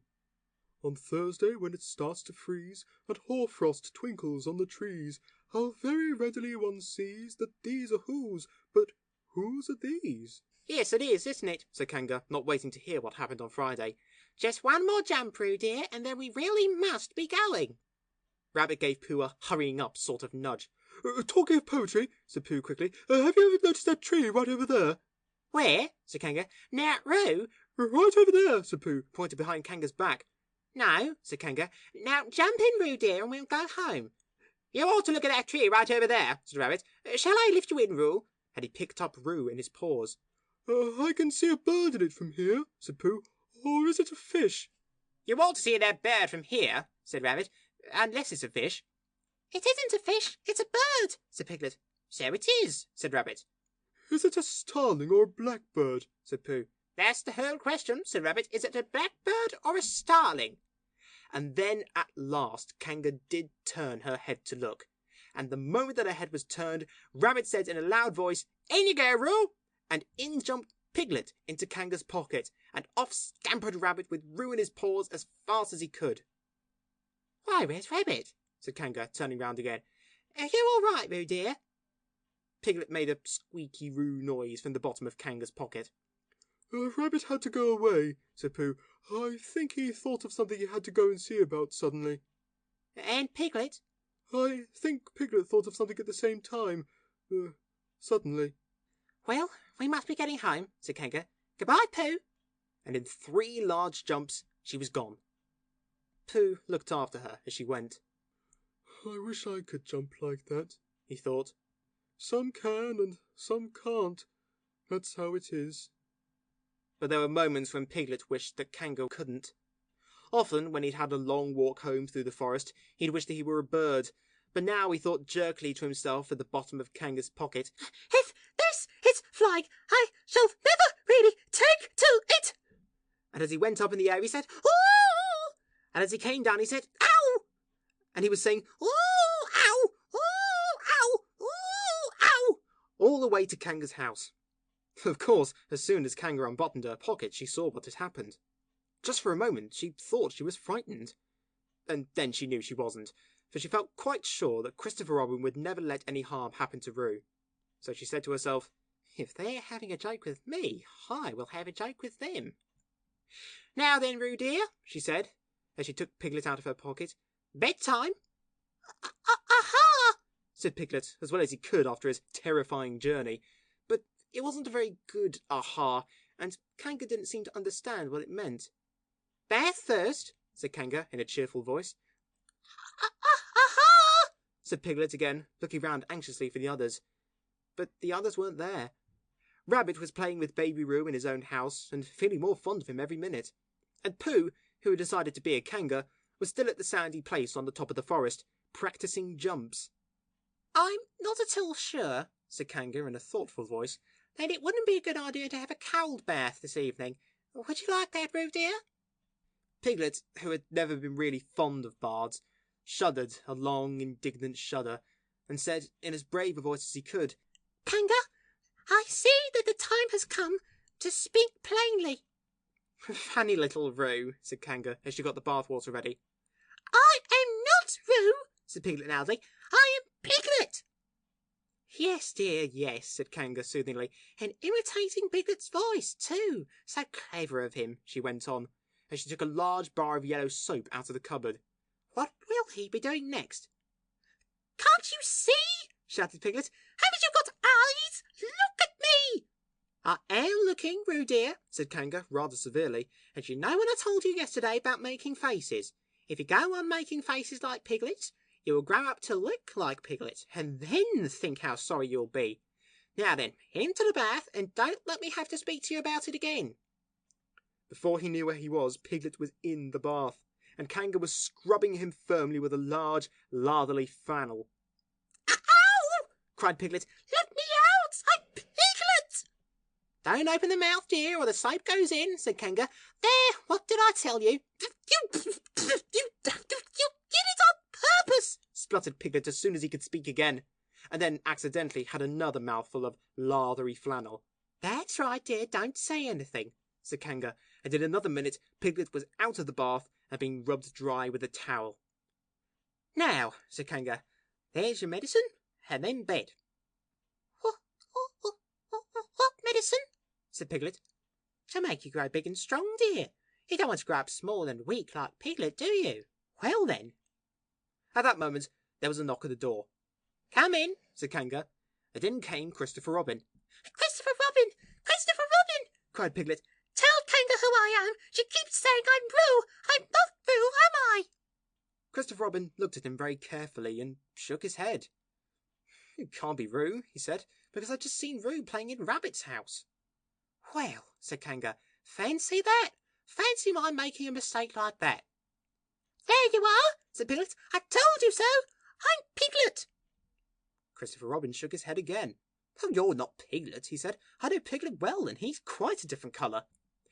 Piglet began to say that this was because he just had a bath, and then he thought perhaps that he wouldn't say that, and as he opened his mouth to say something else, Kanga slipped the medicine spoon in, and then patted him on the back and told him that it was really quite a nice taste when you got used to it. I know it wasn't Piglet, said Kanga. I wonder who it can be. Perhaps it's some relation of Pooh's, said Christopher Robin. What about a nephew? or an uncle or something. Kangaroo agreed that this was probably what it was, and said that they would have to call it by some name. "I shall call it Pootle," said Christopher Robin. "Henry Pootle for short." And just when it was decided, Henry Pootle wriggled out of Kanga's arms and jumped to the ground. To his great joy, Christopher Robin had left the door open. Never had Henry Pootle Piglet run so fast as he ran then, and he didn't stop running until he got quite close to his house. But when he was 100 yards away, he stopped running and rolled the rest of the way home so as to get his own nice, comfortable colour again. So Kanga and Roo stayed in the forest. And every Tuesday, Roo spent the day with his great friend Rabbit. And every Tuesday, Kanga spent the day with her great friend Pooh, teaching him to jump. And every Tuesday, Piglet spent the day with his great friend Christopher Robin. So they were all happy again. Chapter 8, in which Christopher Robin leads an expedition to the North Pole. One fine day, Pooh had stumped up to the top of the forest to see if his friend Christopher Robin was interested in bears at all. At breakfast that morning, a simple meal of marmalade spread lightly over a honeycomb or two, he'd suddenly thought of a new song. It began like this. Sing ho for the life of a bear. When he got as far as this, he scratched his head and thought to himself, That's a very good start for a song, but what about the second line? He tried singing ho 2 or 3 times, but it didn't seem to help. Perhaps it would be better, he thought, if I sang hi for the life of a bear. So he sang it, but it wasn't. Very well then, he said. I shall sing that first line twice, and perhaps if I sing it very quickly, I shall find myself singing the third and fourth lines before I have time to think of them, and that'll be a good song. Now then. Sing ho for the life of a bear, sing ho for the life of a bear. I don't much mind if it rains or snows, 'cause I've got a lot of honey on my nice new nose. I don't much care if it snows or thaws, 'cause I've got a lot of honey on my nice clean paws. Sing ho for a bear, sing ho for a Pooh, and I'll have a little something in an hour or two. He was so pleased with this song that he sang it all the way to the top of the forest. And if I go on singing it much longer, he thought, it'll be time for the little something, and then the last line won't be true. So he turned it into a hum instead. Christopher Robin was sitting outside his door, putting on his big boots. As soon as he saw the big boots, Pooh knew that an adventure was going to happen, and he brushed the honey off his nose with the back of his paw and spruced himself up as well as he could so as to look ready for anything. Good morning, Christopher Robin, he called out. Hello, Pooh Bear. I can't get this boot on. That's bad, said Pooh. Do you think you could very kindly lean against me, because I keep pulling so hard that I fall over backwards? Pooh sat down, dug his feet into the ground, and pushed hard against Christopher Robin's back, and Christopher Robin pushed hard against his, and pulled at his boot, until he'd got it on. And that's that, said Pooh. What do we do next? We're all going on an expedition, said Christopher Robin, as he got up and brushed himself. Thank you, Pooh. Going on an expedition? Said Pooh eagerly. I don't think I've ever been on one of those. Where are we going to on this expedition? Expedition, silly old bear. It's got an X in it. Oh, said Pooh. I know. But he didn't really. We're going to discover the North Pole. Oh, said Pooh again. What is the North Pole? He asked. It's just a thing you discover, said Christopher Robin carelessly, not being quite sure himself. Oh, I see, said Pooh. Are bears any good at discovering it? Of course they are, and Rabbit and Kanga and all of you. It's an expedition. That's what an expedition means, a long line of everybody. You'd better tell the others to get ready while I see if my gun's all right. And we must all bring provisions. Bring what? Things to eat. Oh, said Pooh happily. I thought you said provisions. I'll go and tell them. And he stumped off. The first person he met was Rabbit. Hello, Rabbit, he said. Is that you? Let's pretend it isn't, said Rabbit, and see what happens. I've got a message for you. I'll give it to him. We're all going on an expedition with Christopher Robin. What is it when we're on it? A sort of boat, I think, said Pooh. Oh, that sort. Yes, and we're going to discover a pole or something. Or was it a mole? Anyhow, we're going to discover it. We are we? Said Rabbit. Yes, we've got to bring things to eat with us, in case we want to eat them. Now, I'm going down to Piglet's. Tell Kanga, will you? He left Rabbit and hurried down to Piglet's house. The Piglet was sitting on the ground at the door of his house, blowing happily at a dandelion, and wondering whether it would be this year, next year, sometime, or never. He just discovered that it would be never, and was trying to remember what it was, and hoping it wasn't anything nice, when Pooh came up. Oh, Piglet, said Pooh excitedly. We're going on an expedition, all of us, with things to eat, to discover something. To discover what? Said Piglet anxiously. Just something. Nothing fierce. Christopher Robin didn't say anything about fierce, he just said it had an X. It isn't their necks I mind, said Piglet earnestly. It's their teeth. But if Christopher Robin is coming, I don't mind anything. In a little while, they were all ready at the top of the forest, and the expedition started. First came Christopher Robin and Rabbit, then Piglet and Pooh, then Kanga, with room in her pocket, and Owl, then Eeyore, and at the end, in a long line, all Rabbit's friends and relations. I didn't ask them, explained Rabbit carelessly. They just came. They always do. They can march at the end after Eeyore. What I say, said Eeyore, is that it's unsettling. I didn't want to come on this expo, what Pooh said. I only came to oblige, but here I am, and if I am the end of the expo, what we're talking about, then let me be the end. But if every time I want to sit down for a little rest, I have to brush away half a dozen of Rabbit's smaller friends and relations first, then this isn't an expo, whatever it is, at all. It's simply a confused noise. That's what I say. I see what Eeyore means, said Owl. If you ask me... I'm not asking anybody, said Eeyore. I'm just telling everybody. We can look for the North Pole, or we can play Here We Go Gathering Nuts and May with the end part of an ant's nest. It's all the same to me. There was a shout from the top of the line. Come on, called Christopher Robin. Come on, called Pooh and Piglet. Come on, called Owl. We're starting, said Rabbit. I must go. And he hurried off to the front of the expedition with Christopher Robin. All right, said Eeyore. We're going. Only don't blame me. So off they all went to discover the pole. And as they walked, they chatted to each other of this and that, all except Pooh, who was making up a song. This is the first verse, he said to Piglet when he was ready with it. First verse of what? My song. What song? This one. Which one? Well, if you listen, Piglet, you'll hear it. How do you know I'm not listening? Pooh couldn't answer that one, so he began to sing. They all went off to discover the pole, Owl and Piglet and Rabbit and all. It's a thing you discover as I've been told, by Owl and Piglet and Rabbit and all. Eeyore, Christopher, Robin and Pooh and Rabbit's relations all went to, and where the pole was none of them knew. Sing hey for Owl and Rabbit and all. Hush, said Christopher Robin, turning round to Pooh. We're just coming to a dangerous place. Hush, said Pooh, turning round quickly to Piglet. Hush, said Piglet to Kanga. Hush, said Kanga to Owl, while Roo said, hush, hush, hush, hush, hush, several times to himself, very quietly. Hush, said Owl to Eeyore. hush, said Eeyore, in a terrible voice to all Rabbit's friends and relations, and hush, they said hastily to each other all down the line, until it got to the last one of all. And the last and smallest friend and relation was so upset to find that the whole expedition was saying hush to him that he buried himself head downwards in a crack in the ground and stayed there for 2 days until the danger was over, and then went home in a great hurry and lived quietly with his aunt ever afterwards.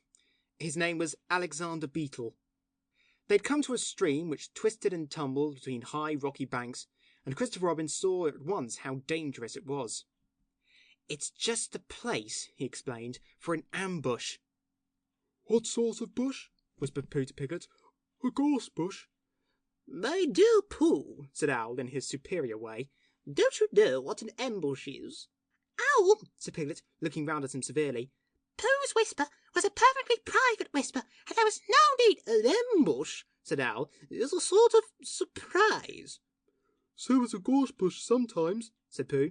An ambush as I was about to explain to Pooh," said Piglet, "is a sort of surprise." "If people jump out at you suddenly, that's an ambush," said Owl. "It's an ambush, Pooh, when people jump at you suddenly," explained Piglet. Pooh, who now knew what an ambush was, said that a gorse bush had sprung at him suddenly one day when he fell off a tree, and he'd taken 6 days to get all the prickles out of himself. "We're not talking about gorse bushes," said Owl, a little crossly. "I am," said Pooh. They were climbing very cautiously up the stream now, going from rock to rock, and after they'd gone a little way, they came to a place where the banks widened out at each side, so that on each side of the water there was a level strip of grass on which they could sit down and rest. As soon as he saw this, Christopher Robin called, "Halt!" and they all sat down and rested.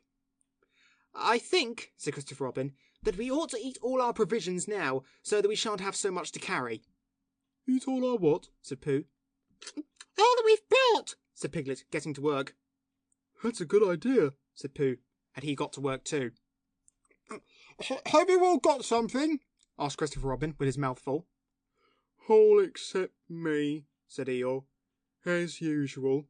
He looked round at them in his melancholy way. "I suppose none of you are sitting on a thistle by any chance?" "I believe I am," said Pooh. "Ow!" He got up and looked behind him. "Yes, I was. Oh, I thought so." "Thank you, Pooh, if you've quite finished with it." He moved across to Pooh's place and began to eat. "It doesn't do them any good, you know, sitting on them," he went on, as he looked up munching. "Takes all the life out of them. Remember that another time, all of you. A little consideration, a little thought for others makes all the difference." As soon as he'd finished his lunch, Christopher Robin whispered to Rabbit, and Rabbit said, "Yes, yes, of course," and they walked a little way upstream together. "I didn't want the others to hear," said Christopher Robin. "Quite so," said Rabbit, looking important. I wonder, it's only... Rabbit, I suppose you don't know. What does the North Pole look like?" "Well," said Rabbit, stroking his whiskers, "now you're asking me." "I did know once, only I've sort of forgotten," said Christopher Robin carelessly. "It's a funny thing," said Rabbit, "but I've sort of forgotten too, although I did know once. I suppose it's just a pole stuck in the ground." "Sure to be a pole," said Rabbit, "because of calling it a pole. And if it's a pole, well, I should think it would be sticking in the ground, shouldn't you? Because there'd be nowhere else to stick it." "Yes, that's what I thought." "The only thing," said Rabbit, "is where is it sticking?" "That's what we're looking for," said Christopher Robin. They went back to the others. Piglet was lying on his back, sleeping peacefully. Roo was washing his face and paws in the stream, while Kanga explained to everybody proudly that this was the first time he'd ever washed his face himself. And Owl was telling Kanga an interesting anecdote full of long words like encyclopedia and rhododendron, to which Kanga wasn't listening.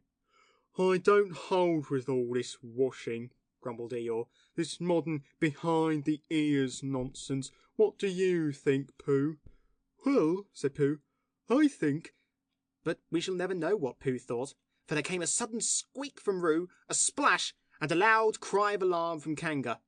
"So much for washing," said Eeyore. "Roo's fallen in!" cried Rabbit, and he and Christopher Robin came rushing down to the rescue. "Look at me swimming!" squeaked Roo from the middle of his pool, and was hurried down a waterfall into the next pool. "Are you all right, Roo dear?" called Kanga anxiously. "Yes," said Roo. "Look at me swim!" And down he went over the next waterfall into another pool. Everybody was doing something to help. Piglet, wide awake suddenly, was jumping up and down and making "Oh, I say!" noises. Owl was explaining that in a case of sudden and temporary immersion, the important thing was to keep the head above water. Kanga was jumping along the bank saying, "Are you sure you're all right, Roo dear?" To which Roo, from whatever pool he was in at the moment, was answering, "Look at me swimming!" Eeyore had turned round and hung his tail over the first pool into which Roo fell, and with his back to the accident was grumbling quietly to himself and saying, "All this washing, but catch onto my tail, little Roo, and you'll be all right." And Christopher Robin and Rabbit came hurrying past Eeyore and were calling out to the others in front of them. "All right, Roo, I'm coming!" called Christopher Robin. "Get something across the stream lower down, some of you fellows!" called Rabbit. But Pooh was getting something. 2 pools below Roo, he was standing with a long pole in his paws. and Kanga came up and took one end of it, and between them they held it across the lower part of the pool. And Roo, still bubbling proudly, "Look at me swimming!" drifted up against it and climbed out. "Did you see me swimming?" Squeaked Roo excitedly while Kanga scolded him and rubbed him down. "Pooh, did you see me swimming? It's called swimming what I was doing. Rabbit, did you see what I was doing? Swimming! Oh, hello, Piglet! I say, Piglet, what do you think I was doing? Swimming! Christopher Robin, did you see me?" But Christopher Robin wasn't listening. He was looking at Pooh. "Pooh," he said, "where did you find that pole?" Pooh looked at the pole in his hands. I just found it, he said. I thought it ought to be useful. I just picked it up. "Pooh," said Christopher Robin solemnly, "the expedition is over. You have found the North Pole." Oh, said Pooh. Eeyore was sitting with his tail in the water when they all got back to him. "Tell Roo to be quick, somebody," he said. "My tail's getting cold. I don't want to mention it, but I just mention it. I don't want to complain, but there it is. My tail's cold." "Here I am!" squeaked Roo. "Oh, there you are." "Did you see me swimming?" Eeyore took his tail out of the water and swished it from side to side. "As I expected," he said. "Lost all feeling. Numbed it. That's what it's done. Numbed it. Well, as long as nobody minds, I suppose it's all right." "Poor old Eeyore. I'll dry it for you," said Christopher Robin, and he took out his handkerchief and rubbed it up. "Thank you, Christopher Robin. You're the only one who seems to understand about tails. They don't think. That's what's the matter with some of these others. They've no imagination. A tail isn't a tail to them. It's just a little bit extra at the back." "Never mind, Eeyore," said Christopher Robin, rubbing his hardest. "Is that better?" "It's feeling more like a tail, perhaps. It belongs again, if you know what I mean." "Hello, Eeyore," said Pooh, coming up to them with his pole. "Hello, Pooh. Thank you for asking, but I shall be able to use it again in a day or two." "Use what?" said Pooh. "What we are talking about." "I wasn't talking about anything," said Pooh, looking puzzled. "My mistake again. I thought you were saying how sorry you were about my tail being all numb, and could you do anything to help?" "No," said Pooh, "that wasn't me," he said. He thought for a little and suggested helpfully, "Perhaps it was somebody else." "Well, thank him for me when you see him." Pooh looked anxiously at Christopher Robin. "Pooh's found the North Pole," said Christopher Robin. "Isn't that lovely?" Pooh looked modestly down. "Is that it?"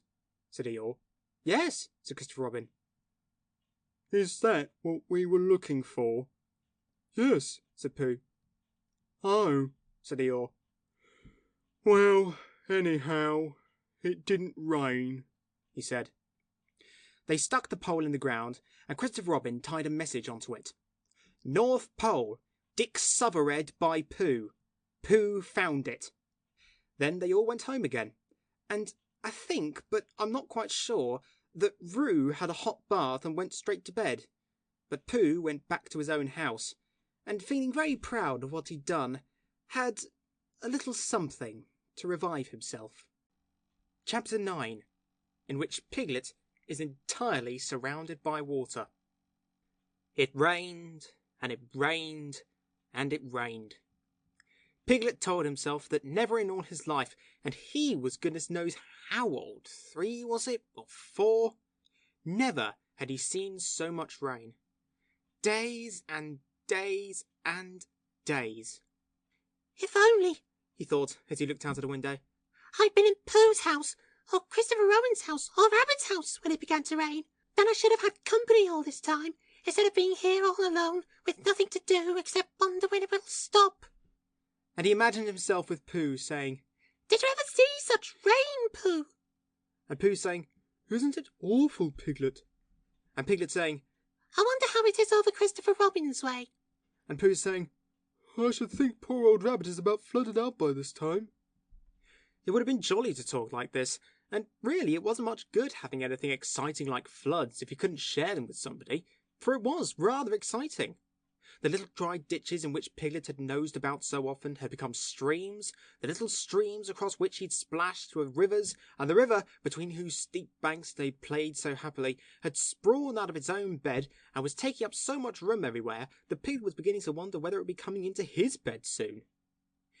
It's a little anxious, he said to himself, to be a very small animal entirely surrounded by water. Christopher Robin and Pooh could escape by climbing trees, and Kangaroo could escape by jumping, and Rabbit could escape by burrowing, and Owl could escape by flying, and Eeyore could escape by making a loud noise until rescued. And here am I, surrounded by water, and I can't do anything. It went on raining, and every day the water got a little higher, until now it was nearly up to Piglet's window. And still he hadn't done anything. There's Pooh, he thought to himself. Pooh hasn't much brain, but he never comes to any harm. He does silly things and they turn out right. There's Owl. Owl hasn't exactly got brain, but he knows things. He would know the right thing to do when surrounded by water. There's Rabbit. He hasn't learnt in books, but he can always think of a clever plan. There's Kangaroo. She isn't clever, Kangaroo isn't, but she'd be so anxious about Roo that she would do a good thing to do without thinking about it. And then there's Eeyore. And Eeyore is so miserable anyhow that he wouldn't mind about this. But I wonder what Christopher Robin would do. Then suddenly he remembered a story which Christopher Robin had told him about a man on a desert island who'd written something in a bottle and thrown it in the sea. And Piglet thought that if he wrote something in a bottle and threw it in the water, perhaps somebody would come and rescue him. He left the window and began to search his house, all of it that wasn't under water, and at last he found a pencil and a small piece of dry paper and a bottle with a cork to it. And he wrote on one side of the paper, "Help! Piglet! Me!" And on the other side, "It's me! Piglet! Help! Help!" Then he put the paper in the bottle, and he corked the bottle up as tightly as he could, and he leant out of his window as far as he could lean without falling in, and he threw the bottle as far as he could throw. Splash! And in a little while it bobbed up again on the water, and he watched it floating slowly away in the distance, until his eyes ached with looking.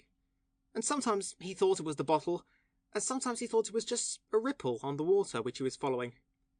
And then suddenly he knew that he would never see it again, and that he'd done all that he could do to save himself.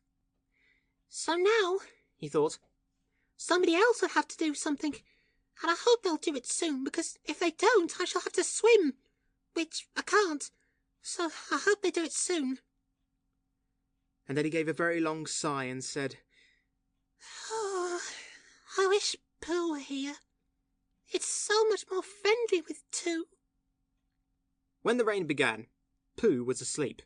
It rained and it rained and it rained, and he slept and he slept and he slept.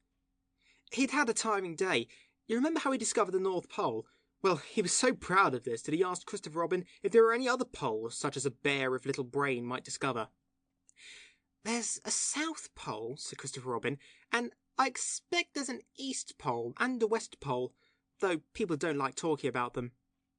Pooh was very excited when he heard this, and suggested that they should have an expedition to discover the East Pole, but Christopher Robin had thought of something else to do with Kangaroo, so Pooh went out to discover the East Pole by himself. Whether he discovered it or not, I forget, but he was so tired when he got home that in the very middle of his supper, after he'd been eating for little more than half an hour, he fell fast asleep in his chair, and slept and slept and slept. Then suddenly he was dreaming. He was at the East Pole, and it was a very cold pole with the coldest sort of snow and ice all over it. He'd found a beehive to sleep in, but there wasn't room for his legs, so he'd left them outside. And wild woozles, such as inhabit the East Pole, came and nibbled all the fur off his legs to make nests for their young. And the more they nibbled, the colder his legs got, until suddenly he woke up with an "Oh!"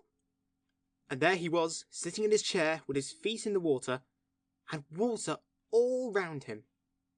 He splashed to his door and looked out. "This is serious," said Pooh. "I must have an escape." So he took his largest pot of honey and escaped with it to a broad branch of his tree, well above the water, and then he climbed down again and escaped with another pot. And when the whole escape was finished, there was Pooh sitting on his branch, dangling his legs, and there beside him were 10 pots of honey. 2 days later, there was Pooh, sitting on his branch, dangling his legs, and there beside him were 4 pots of honey. 3 days later, there was Pooh, sitting on his branch, dangling his legs, and there beside him was 1 pot of honey. 4 days later, there was Pooh, and it was on the morning of the 4th day that Piglet's bottle came floating past him, and with one loud cry of "Honey!" Pooh plunged into the water, seized the bottle, and struggled back to his tree again. Bother, said Pooh as he opened it. All that wet for nothing. What's that bit of paper doing? He took it out and looked at it. It's a message, he said to himself. That's what it is. And that letter is a P, and so is that, and so is that, and P means Pooh, so it's a very important message to me, and I can't read it. I must find Christopher Robin or Owl or Piglet, one of those clever readers who can read things, and they'll tell me what this message means. Only I can't swim. Bother. Then he had an idea, and I think that for a bear of very little brain, it was a good idea. He said to himself, "Oh, if a bottle can float, then a jar can float, and if a jar floats, I can sit on the top of it, if it's a very big jar." So he took his biggest jar and corked it up. "All boats have to have a name," he said, "so I shall call mine the Floating Bear." And with these words, he dropped his boat into the water and jumped in after it. For a little while, Pooh and the Floating Bear were uncertain as to which of them was meant to be on the top, but after trying 1 or 2 different positions, they settled down with the Floating Bear underneath and Pooh triumphantly astride it, paddling vigorously with his feet. Christopher Robin lived at the very top of the forest. It rained and it rained and it rained, but the water couldn't come up to his house. It was rather jolly to look down into the valleys and see the water all round him, but it rained so hard that he stayed indoors most of the time and thought about things. Every morning he went out with his umbrella and put a stick in the place where the water came up to. And every next morning he went out and couldn't see his stick anymore, so he put another stick in the place where the water came up to, and then he walked home again. And each morning he had a shorter way to walk than he had the morning before. On the morning of the 5th day, he saw the water all round him and knew that for the first time in his life, he was on a real island, which was very exciting. It was on this morning that Owl came flying over the water to say, "How do you do?" to his friend Christopher Robin. "I say, Owl," said Christopher Robin, "isn't this fun? I'm on an island." "The atmospheric conditions have been very unfavourable lately," said Owl. "The what?" "It has been raining," explained Owl. "Yes," said Christopher Robin, "it has." "The flood level has reached an unprecedented height." "The who?" "There's a lot of water about," explained Owl. "Yes," said Christopher Robin, "there is." "However, the prospects are rapidly becoming more favourable. At any moment—" "Have you seen Pooh?" "No. At any moment—" "I hope he's all right," said Christopher Robin. "I've been wondering about him. I expect Piglet's with him. Do you think they're all right, Owl?" "I expect so. You'll see at any moment." "Do go and see, Owl, because Pooh hasn't got very much brain and he might do something silly. And I do love him so, Owl. Do you see, Owl?" "That's all right," said Owl. "I'll go. Back directly." And he flew off. In a little while he was back again. "Pooh isn't there," he said. "Not there?" "He has been there. He's been sitting on a branch of his tree outside his house with 9 pots of honey, but he isn't there now." "Oh, Pooh!" cried Christopher Robin. "Where are you?" "Here I am," said a growly voice behind him. "Pooh!" They rushed into each other's arms. "How did you get here, Pooh?" asked Christopher Robin when he was ready to talk again. "On my boat," said Pooh proudly. "I had a very important message sent me in a bottle, and owing to having got some water in my eyes, I couldn't read it, so I brought it to you, on my boat." With these proud words he gave Christopher Robin the message. "But it's from Piglet!" cried Christopher Robin when he'd read it. "Isn't there anything about Pooh in it?" asked the bear, looking over his shoulder. Christopher Robin read the message aloud. "Oh, are those P's Piglets? I thought they were Poohs." "We must rescue him at once. I thought he was with you, Pooh. Owl, could you rescue him on your back?" I don't think so, said Owl, after grave thought. It is doubtful of the necessary dorsal muscles. Then would you fly to him at once and say that rescue is coming? And Pooh and I will think of a rescue and come as quick as ever we can. Oh, don't talk, Owl. Go on, quick. And still thinking of something to say, Owl flew off. Now then, Pooh, said Christopher Robin, where's your boat? I ought to say, explained Pooh as they walked down to the shore of the island, that it isn't just an ordinary sort of boat. Sometimes it's a boat, and sometimes it's more of an accident. It all depends. Depends on what? On whether I'm on the top of it or underneath it. Oh, well, where is it? There, said Pooh, pointing proudly to the floating bear. It wasn't what Christopher Robin expected, and the more he looked at it, the more he thought what a brave and clever bear Pooh was. And the more Christopher Robin thought this, the more Pooh looked modestly down his nose and tried to pretend he wasn't. But it's too small for two of us, said Christopher Robin sadly. 3 of us with Piglet. That makes it smaller still. Oh, Pooh Bear, what shall we do? And then this bear, Pooh Bear, Winnie the Pooh, FOP, friend of Piglet, RC, rabbit's companion, PD, pole discoverer, EC and TF, Eeyore's comforter and tail finder. In fact, Pooh himself said something so clever that Christopher Robin could only look at him with mouth open and eyes staring, wondering if this was really the bear of very little brain whom he'd known and loved so long. We might go in your umbrella, said Pooh. Huh? We might go in your umbrella, said Pooh. Huh? We might go in your umbrella, said Pooh. For suddenly Christopher Robin saw that they might. He opened his umbrella and put it point downwards in the water. It floated, but wobbled. Pooh got in. He was just beginning to say that it was all right now, when he found that it wasn't. So after a short drink, which he didn't really want, he waded back to Christopher Robin. Then they both got in together, and it wobbled no longer. I shall call this boat the Brain of Pooh, said Christopher Robin. And the Brain of Pooh set sail forthwith in a southwesterly direction, revolving gracefully. You can imagine Piglet's joy when at last the ship came in sight of him. In after years, he liked to think that he'd been in very great danger during the terrible flood, but the only danger he'd really been in was in the last half hour of his imprisonment, when Owl, who had just flown up, sat on a branch of his tree to comfort him, and told him a very long story about an aunt who had once laid a seagull's egg by mistake, and the story went on and on, rather like this sentence, until Piglet, who was listening out of his window without much hope, went to sleep quietly and naturally, slipping slowly out of the window towards the water until he was only hanging on by his toes, at which moment, luckily, a sudden loud squawk from Owl, which was really part of the story, being what his aunt said, woke the Piglet up and just gave him time to jerk himself back into safety and say, How interesting! And did she? When, well, you can imagine his joy when at last he saw the good ship Brain of Pooh, Captain C. Robin, First Mate P. Bear, coming over the sea to rescue him, Christopher Robin, and Pooh again.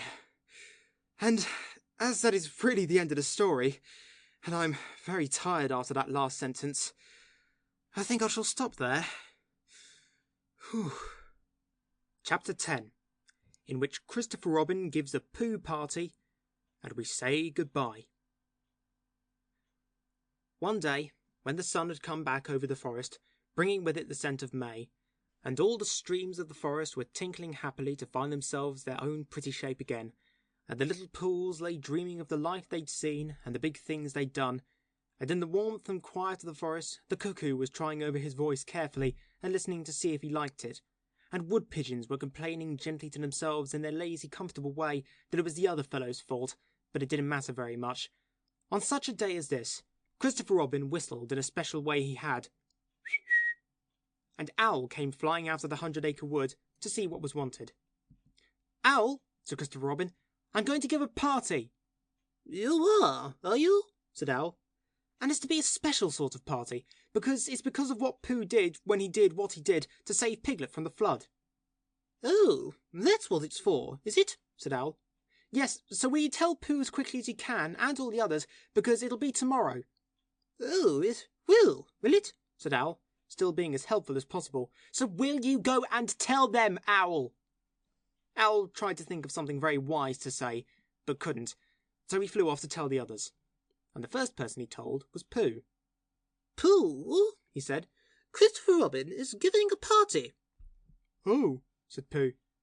And then, seeing that Owl expected him to say something else, he said, Will there be those little cake things with pink sugar icing? Owl felt that it was rather beneath him to talk about little cake things with pink sugar icing, so he told Pooh exactly what Christopher Robin had said and flew off to Eeyore. A party for me, thought Pooh to himself. How grand! And he began to wonder if all the other animals would know that it was a special Pooh party, and if Christopher Robin had told them about the floating bear and the brain of Pooh and all the wonderful ships he'd invented and sailed on. And he began to think how awful it would be if everybody had forgotten about it, and nobody quite knew what the party was for. And the more he thought like this, the more the party got muddled in his mind, like a dream when nothing goes right. And the dream began to sing itself over in his head until it became a sort of song. It was an anxious Pooh song. 3 cheers for Pooh. For who? For Pooh. Why, what did he do? I thought you knew. He saved his friend from a wetting. 3 cheers for Bear. For where? For Bear. He couldn't swim, but he rescued him. You rescued who? Oh, listen, do. I'm talking of Pooh. Of who? Of Pooh. I'm sorry, I keep forgetting. Well, Pooh was a bear of enormous brain. Just say it again. Of enormous brain. Of enormous what? Well, he ate a lot, and I don't know if he could swim or not, but he managed to float on a sort of boat. On a sort of what? Well, a sort of pot. So now let's give him 3 hearty cheers. So now let's give him 3 hearty witches. And hope he'll be with us for years and years, and grow in health and wisdom and riches. 3 cheers for Pooh. For who? For Pooh. 3 cheers for Bear. For where? For Bear. 3 cheers for the wonderful Winnie the Pooh. Just tell me, somebody, what did he do? While this was going on inside him, Owl was talking to Eeyore. Eeyore, said Owl, Christopher Robin is giving a party. Very interesting, said Eeyore. I suppose they'll be sending me down the odd bits which got trodden on. Kind and thoughtful. Not at all. Don't mention it. There's an invitation for you. What's that like? An invitation. Yes, I heard you. Who dropped it? This isn't anything to eat. It's asking you to the party. Tomorrow. Eeyore shook his head slowly. You mean Piglet? The little fellow with the excited ears. That's Piglet. I'll tell him. No, said Owl, getting quite fussy. It's you. Are you sure? Of course I'm sure. Christopher Robin said all of them. Tell all of them. All of them except Eeyore? All of them, said Owl sulkily. Ah, said Eeyore. A mistake, no doubt. But still, I shall come. Only don't blame me if it rains. But it didn't rain. Christopher Robin had made a long table out of some long pieces of wood, and they all sat round it. Christopher Robin sat at one end, and Pooh sat at the other, and between them on one side were Owl and Eeyore and Piglet, and between them on the other side were Rabbit and Roo and Kanga. And all Rabbit's friends and relations spread themselves about on the grass and waited hopefully in case anybody spoke to them or dropped anything or asked them the time. It was the first party to which Roo had ever been, and he was very excited. As soon as ever they'd sat down, he began to talk. Hello, Pooh! He squeaked. Hello, Roo, said Pooh. Roo jumped up and down in his seat for a little while, and then began again. Hello, Piglet! He squeaked. Piglet waved a paw at him, being too busy to say anything. Hello, Eeyore! said Roo. Eeyore nodded gloomily at him. It will rain soon. You see if it doesn't, he said. Roo looked to see if it didn't, and it didn't, so he said, Hello, Owl! And Owl said, Hello, my little fellow, in a kindly way, and went on telling Christopher Robin about an accident which had nearly happened to a friend of his, whom Christopher Robin didn't know. And Kanga said to Roo, Drink up your milk first, dear, and talk afterwards. So Roo, who was drinking his milk, tried to say that he could do both at once, and had to be patted on the back and dried for quite a long time afterwards. When they'd all nearly eaten enough, Christopher Robin banged on the table with his spoon, and everybody stopped talking and was very silent, except Roo, who was just finishing a loud attack of hiccups and trying to look as if it was one of Rabbit's relations. This party, said Christopher Robin, is a party because of what someone did, and we all know who it was, and it's his party because of what he did, and I've got a present for him, and here it is." Then he felt about a little and whispered, "Where is it?" While he was looking, Eeyore coughed in an impressive way and began to speak. "Friends," he said, "including oddments, it is a great pleasure, or perhaps I'd better say it has been a pleasure so far, to see you at my party. What I did was nothing. Any of you, except Rabbit and Owl and Kangaroo, would have done the same. Oh, and Pooh. My remarks do not, of course, apply to Piglet and Roo, because they are too small. Any of you would have done the same, but it just happened to be me. It was not, I need hardly say, with an idea of getting what Christopher Robin is looking for now." And he put his front leg to his mouth and said in a loud whisper, "Try under the table," that I did what I did, but because I feel that we should all do what we can to help. I feel that we should all said Roo accidentally. "Roo, dear," said Kangaroo reproachfully. Was it me? Asked Roo, a little surprised. What's he all talking about? Piglet whispered to Pooh. "I don't know," said Pooh, rather dolefully. I thought this was your party. "I thought it was once, but I suppose it isn't." I'd sooner it was yours than Eeyore's, said Piglet. "So would I," said Pooh. said Roo again. "As I was saying," said Eeyore, loudly and sternly. "as I was saying when I was interrupted by various loud sounds, I feel that—" "Here it is!" cried Christopher Robin excitedly. "Pass it down to silly old Pooh. It's for Pooh." "For Pooh?" said Eeyore. "Of course it is. The best bear in all the world." "I might have known," said Eeyore. "After all, one can't complain. I have my friends. Somebody spoke to me only yesterday, and was it last week or the week before that Rabbit bumped into me and said, 'Bother.' The social round. Always something going on." Nobody was listening, for they were all saying, "Open it, Pooh! What is it, Pooh? I know what it is. No, you don't!" And other helpful remarks of that sort. And of course, Pooh was opening it as quickly as ever he could, but without cutting the string, because you never know when a bit of string might be useful. At last, it was undone. When Pooh saw what it was, he nearly fell down. He was so pleased. It was a special pencil case. There were pencils in it marked B for bear, and pencils marked HB for helping bear, and pencils marked BB for brave bear. There was a knife for sharpening the pencils, and India rubber for rubbing out anything which you'd spelt wrong, and a ruler for ruling lines for the words to walk on, and inches marked on the ruler in case you wanted to know how many inches anything was, and blue pencils and red pencils and green pencils for saying special things in blue and red and green.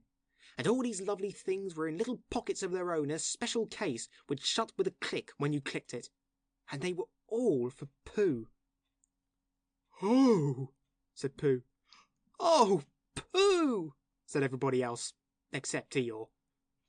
"Thank you," growled Pooh. But Eeyore was saying to himself, "This writing business, pencils and what not, overrated if you ask me. Silly stuff. Nothing in it." Later on, when they'd all said goodbye and thank you to Christopher Robin, Pooh and Piglet walked home thoughtfully together in the golden evening, and for a long time they were silent. When you wake up in the morning, Pooh, said Piglet at last, what's the first thing you say to yourself? "What's for breakfast?" said Pooh. "What do you say, Piglet?" I say, I wonder what's going to happen exciting today, said Piglet. Pooh nodded thoughtfully. "It's the same thing," he said. "And what did happen?" asked Christopher Robin. "When? Next morning?" "I don't know. Could you think and tell me and Pooh sometime? If you wanted it very much." "Pooh does," said Christopher Robin. He gave a deep sigh, picked his bear up by the leg, and walked off to the door, trailing Winnie the Pooh behind him. At the door, he turned and said, "Coming to see me have my bath?" I might, I said. Was Pooh's pencil case any better than mine? It was just the same, I said. He nodded. I went out. And in a moment I heard Winnie the Pooh, bump, bump, bump, going up the stairs behind him. End of chapter 10 and end of Winnie the Pooh by A. Milne.